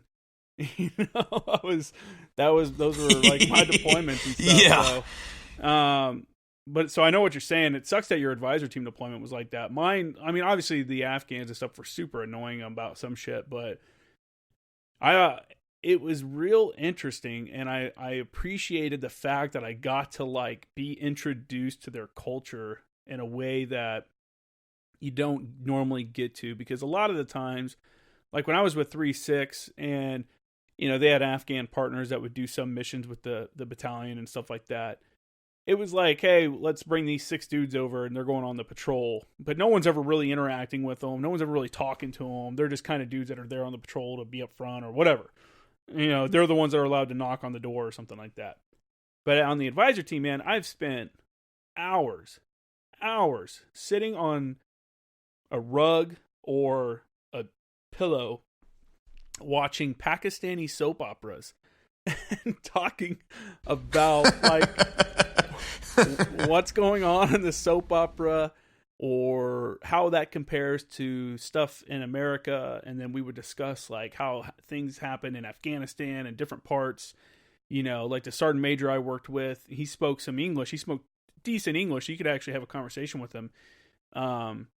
You know, this guy was talking about, like, we were watching this soap opera one time, and this chick had gotten pregnant, and her dad is like smacking her around on this soap opera.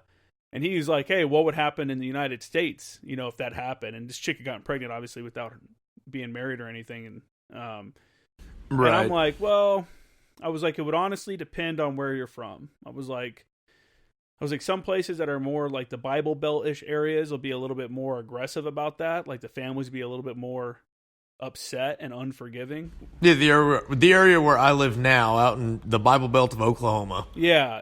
It's, you know, I was like, it's going to be probably an unpleasant situation. I was like, whereas, I mean, your more liberal thinking people, I guess, would look at it as like, well, what are we going to do from here? You know, let's move now. What's next?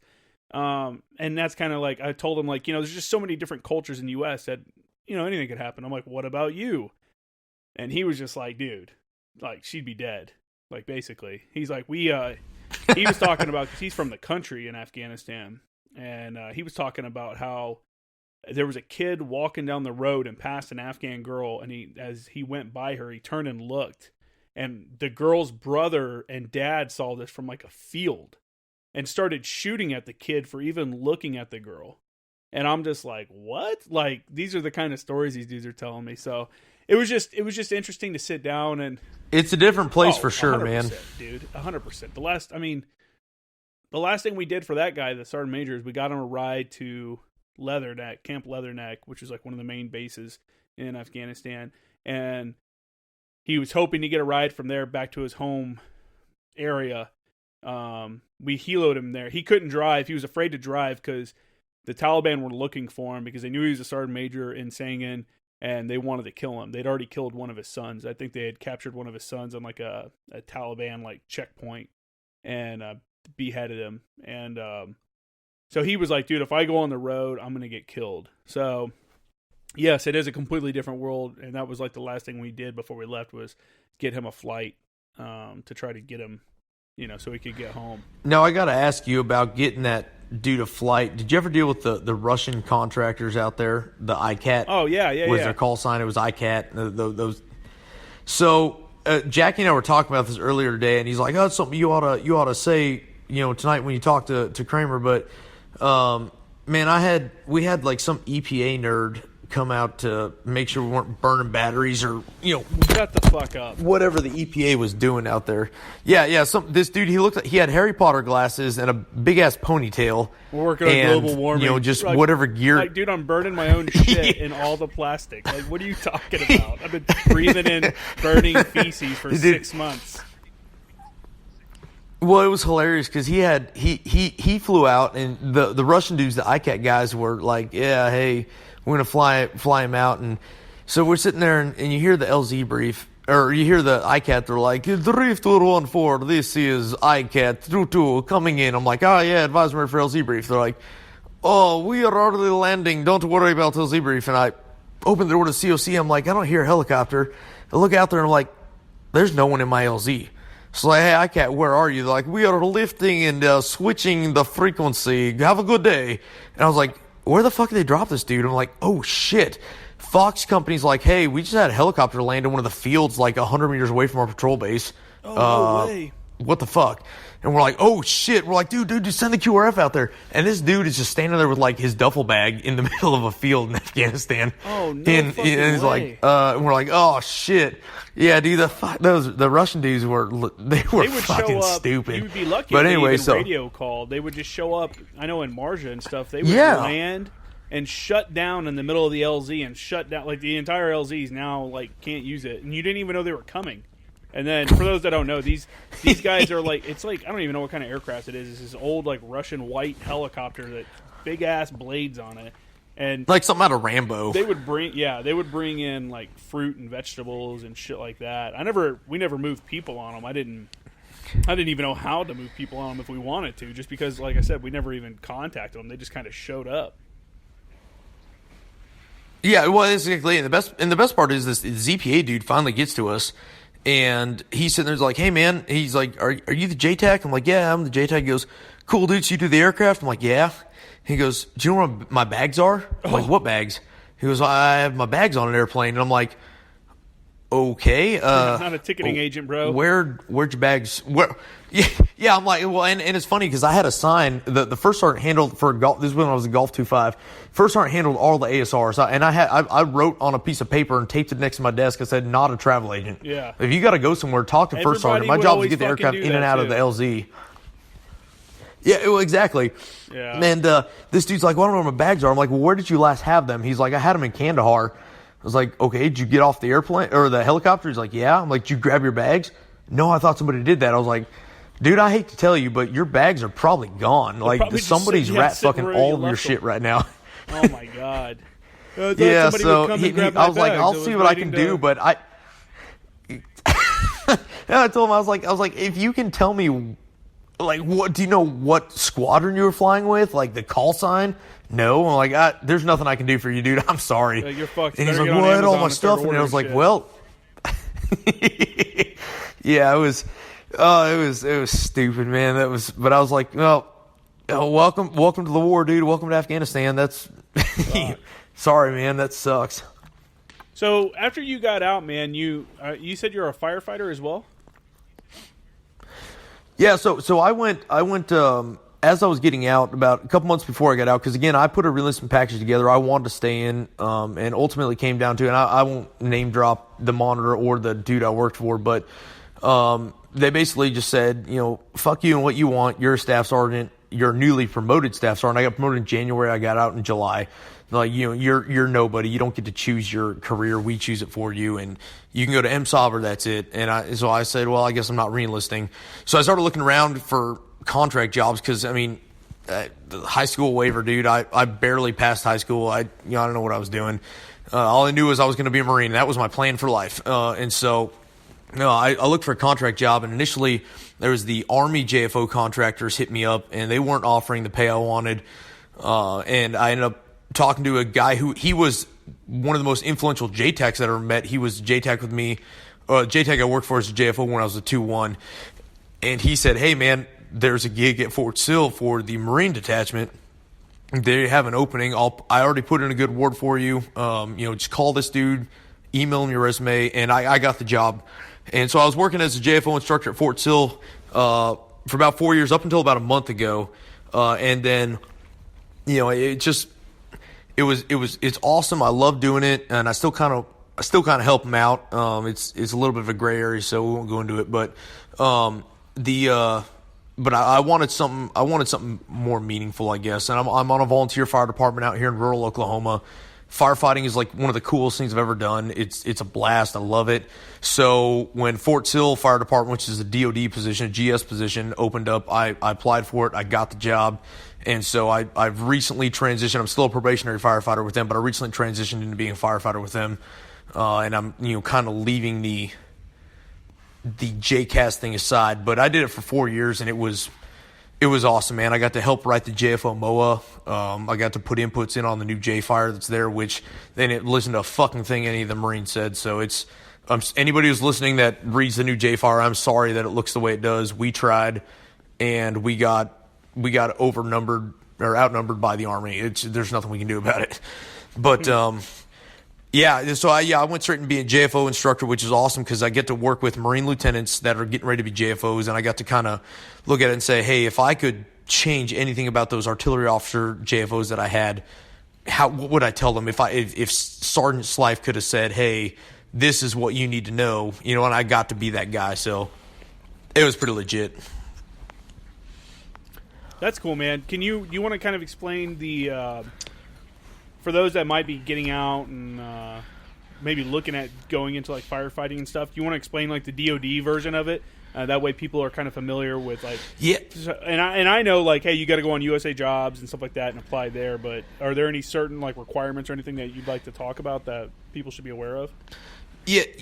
Yeah, so I'd love to talk about that because it's phenomenal. It's a federal job. You get into that federal retirement system. It's a GS position, so your job is locked in. It's good. What I would say is, the USA Jobs thing.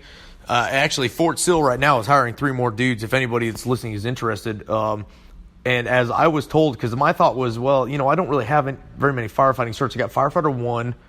I got some hazmat stuff, and that's about it. I don't have what they need. And I was told the most important thing you need is the DD-214 because the GS position was GS jobs like that the civil service was designed for veterans. Mm-hmm. So you get the veterans preference you get by being an honorably discharged veteran is significantly more important than any skills you have. They can teach you the skills, but they can't get you the veteran position. So what if you are going to apply on USA Jobs? You have to defeat the usajobs.com algorithm or .gov, whatever it is, algorithm in order to get your resume past the computer into the hands of the fire chief or whoever it is or whatever GS position you're looking for. Mm-hmm. So my recommendation, which worked for me, is copy the entire job posting and then paste it into the header of your resume and then highlight that whole thing and make it white text so it disappears basically. All the words are there, the computer recognizes all the words are there, but nobody can see them, and then you upload your resume as a PDF so that way nobody can alter it. So the computer sees every single keyword it's looking for from the job description, but the person reading your resume only sees the shit that you typed. Yeah. And that right there is going to be the biggest thing to get you where you need to go with that. But the firefighting side, it's if you can take any firefighting classes, anything at all, even getting a damn CPR card, through the American Heart Association is going to be a benefit for you. The thing that benefited me is that I was already doing the EMT thing, and I already had done some fire classes through the volunteer department that were nationally recognized, and that was a benefit for me. But even me as a veteran with no firefighting experience is still going to get preferential treatment over a city fire department guy who's never been in the military, just because the DoD loves their veterans. Yeah, that veterans preference, that's something people will learn about once they start to get towards their EAS and they start going through their SEPs and TAPs or whatever they call it now, those classes before they get out. But I was going to say something. Yeah, the USA Jobs is not like, for those of you that are looking at like regular jobs and you're supposed to have a resume with like 1 page, maybe 2 pages if you've done a lot. USA Jobs is a completely different beast. They want to know everywhere you've ever been, everything you've ever done. It's totally different. It's like a 12, 15-page resume with like very specific stuff on it. But I would say push through it and get, if that's what you're wanting to look for the government. Or tailor your resume to the job you want. Yeah, no, definitely. And so another thing that I would bring up and I think would be smart is to, again, push, because this is something I pushed on my way out. I wish I would have done sooner. There's schools that offer like a fire science degree, like an associate's degree, and guys can get that using their tuition assistance while they're still in, or at least work towards it. So stuff like that is stuff that dudes need to really think about, especially if they're 2 years out and they're really considering getting out. if you're not trying to get into some classes, or you're not trying to do something to better yourself, and you know you're going to get out, or you think you might, then you're really setting yourself up for failure, because even though you're a veteran, it's not like people are like, welcome, here's a job. And if they are saying shit like that, it's usually not a job that pays very well. Like, you still have to prove yourself, and you got to prove that you're not some fucking crazy ass PTSD. Well, it's not the same as when I got out. Yeah, I mean, exactly. You know, the biggest thing that I kick myself in the ass for every day is CLEP tests are free. You know, the college little entry program. You go, you study Algebra 101 or whatever class it is. Every college class can do it on. You study it for a little bit. You take a test for free, which costs $100 in civilian world, by the way. You take a test for free because the government pays for it, and boom, you automatically get all, you know, your 3 credit hours from that college class. Yeah. I've got a cousin who did CLEP testing, and he got his bachelor's degree through CLEP. He CLEP tested everything. He never set foot in college one day of his life, and got a bachelor's degree for taking all these tests. Yeah. You know, and he paid $100 every single time. For you, and from the military, it's free. It's part of what you get. You go down to the education center, get the material, say I want to do this, study it up, take the test. I mean, you're literally looking at a free college class that takes you a month of study time and 2 hours of testing, and boom, congratulations, you got yourself 3 credit hours of college. It's hard to convince people that aren't in that mindset already. You know, I tried telling guys when we were getting ready to get on ship, I'm like, look, dude, we're going to have so much time on my second deployment, because on my first mute, I had no plans to get out at that point. So on my second one, you know, that's when I decided to get out. I'm like, we're going to have so much time. Everyone should be taking classes, you know, and I'm not going to make anybody do anything like that. So there was only a handful of people that ever actually took any classes, though, and almost every one of them you talk to them, they're like, man, I really wish I would have taken a class while I was on ship, you know, especially the ones that are in school now. It's just one less thing that because what are you doing? You're sitting there watching movies, sleeping, playing cards, going to the gym, and you're doing nothing with your life. Yeah, you're really not. And it's just, and the way I look at it now is like, I took enough classes where I could probably I might have enough GI Bill left on the back end to get a master's. If not, I'll have enough to work on it as a little chip away at it.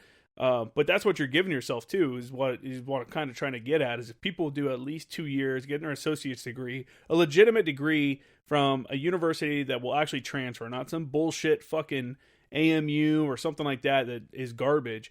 Find like, I used Central Texas College, and I think every one of my classes, I just checked again, and every one of them were approved at SDSU that I took. And those were, you know, your history classes. I took microeconomics, macroeconomics, college algebra. So like legitimate classes, transfer. Oh, dude, macroeconomics, man, that sucks. I'm doing that online right now, which might I suggest to anybody who's listening, Post University. It's out of Waterbury, Connecticut. It is a legit university. It's not that, you know, the AMU you're talking about where it's just bullshit. It's a legit university for their law degrees. They partner with Harvard and Yale. I mean, the big name schools, and they love their veterans, and it's legit. I mean, it's $750 a class for veterans if you don't have the GI Bill, but it's I mean, take it, man. They accept TA. I see it every time I register for a class. Yeah, you get up to $4,000 a year for tuition assistance while you're still in. So, like I said, that's the big thing I just want to push, is that people to do that. So I'm glad. You know, I don't know if it made it into the beginning of this, but you know, like I said, I didn't know. I knew your name just because of Wilson, and I couldn't remember. I didn't know if you and I had ever crossed paths at 10th Marines or 11th Marines or anything. So. Obviously we hadn't, but it was nice getting to know you, and putting a face to the name for sure, like that. And I appreciate you coming on the show, man, and like telling your story. And it's just, you know, spread the word, tell other people to tell Wilson to get on here and tell his story. I really want to say thanks for talking about, you know, that stressful situation in Afghanistan, and you sacking up and telling somebody that you had an issue. Like, I think not enough people hear about guys that do that. And I think, you know, we hear the stupid, you know, 22 veterans a day kill themselves, which is a fake statistic. There are quite a few. I want to say that's been debunked, but there's still too many. But I think a lot of it is just because people don't think that they can talk to somebody. So that's good that you felt that you could reach out to that person. So, I think that should give people pause, so you can think about like, hey, people are reaching out and they're getting positive feedback from doing that. So that message needs to get out more, because veteran suicide shit, it's just crazy, man. Like, we just had a kid that was on my deployment, my last MEU, kill himself a couple weeks ago, like a month ago. Polston, I believe was his name. We were in the command element together.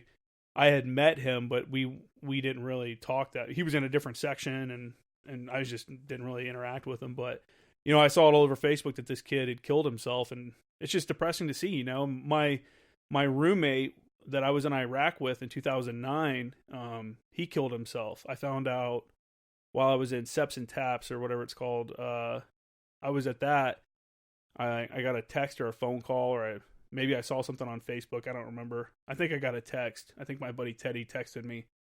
And so he killed himself. And then on my last deployment on the ship, we had a kid, Sergeant Green, kill himself. Like, it's just crazy, man. And I didn't want to go down this weird road. It's too prevalent because nobody wants to seek help, and the problem is, the reality is that there are people out there that want to help. I mean, I don't think there's any other Marine or service member in general that wants to see somebody off themselves because the stress is too high. But we have this culture of just, you just suck it up and dig deep and push through, and sometimes you can't, and you need that person like the dude that I talked to. Like, you just need that person that's willing to sit down and listen. All I needed was someone to listen to all my bitching. That was somebody I felt was, I was a sergeant at the time. He was a senior staff sergeant. He was selected for gunny. And I was like, this guy, he, maybe he'll listen to me. And that's all I needed was somebody to sit down and be like, yeah, dude, what can I do to help you? And that was it, I would encourage anybody who's listening is be that guy, man. Be the guy that's willing to say, what can I do to help you? Even if it's just something as I listen to you complain about life and how shitty it is, and say, yeah, but it's cool at the same time. And sometimes that's all you need. It's simple, but we don't do it because of pride or whatever it is, Yeah, guys just got to be able to reach out. I had a guy on my last deployment. I had a lot going on my last deployment because I was getting out. I decided to get out of the Marines. I felt like I didn't like being sent to the MEU was kind of a smack in the face, even though it was like a hot fill, and they were like, "Hey, when you get back, you can come back to Anglico." I felt like because everybody I knew that had gone, not everybody, I won't say that because that's fucked up, but a lot of guys go to the MEU when they come back from like a B billet and shit like that because it's a way to ease back into being a fire support guy.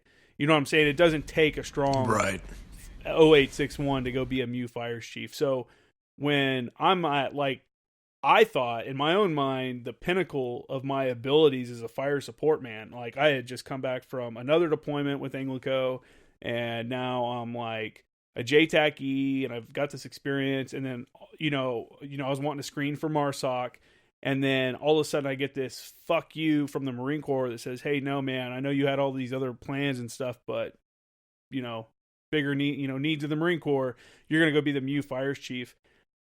So I was super bummed. I was pissed that I was there. They had no job for me. I had a lot of shit going on in my personal life at the same time. I even had the MEU CO took me aside and knew, he knew everything that was going on. Was like, hey, man, if you want, you don't have to go on this deployment. He's like, I'll take you off this deployment. He was a full bird colonel. Like, hey, that's a good commander right there. That's a phenomenal commander to say that. Yeah, no, definitely. And I appreciated the sentiment, and I didn't want to go on the MEU. Like, I was 100% against going on ship and stuff. And but at that time, man, like I came over because they needed a MEU fires chief, and then one of the other MEUs, their fires chief, he ended up not going on the deployment because he had some personal issues. And I heard about another fires chief for another unit that didn't go on a deployment because he had some personal issues. And I'm like, man, this is fucking bullshit. We're giving the fucking sergeants and staff sergeants, I know a lot of us are overworked and shit like that. And some of us are JTACs and we've done a lot of deployments.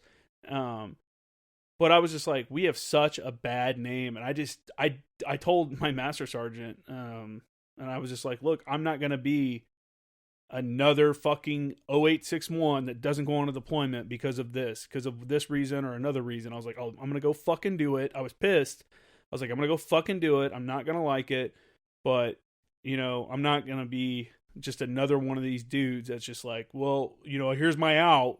I don't care what other people think. Fuck it. I'm getting, at least I'm. Well, that's exactly where I was at, man. I feel you. You know what I'm saying? Like, you're fucking somebody else. And I thought it was just fucked up. And I was like, I'm not going to do that to somebody. Exactly. And I'm just like, because we were already like 2 at-sea periods in, like we were getting close to deploying. So, yeah, man. So anyway, and what I was getting at is I had a lot of shit going on.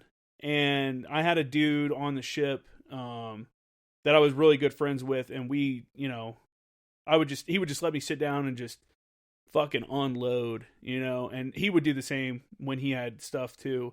And it's just nice to have somebody that you can just, tell your problems to, because it can be overwhelming. It can be overwhelming because you feel like no one understands, because especially when you're on like a ship or something, because you're locked up, you don't even know what the fuck is going on in the real world. You're locked up in this prison ship. So it's just, but anyway, yeah, you're stuck in solitary confinement, man, with you and your friends. Yeah, I was wrapping this up like 20 minutes ago, but we kept going. But like I said, I appreciate you talking about I appreciate you talking about that aspect of it, because that's something that doesn't get talked about enough.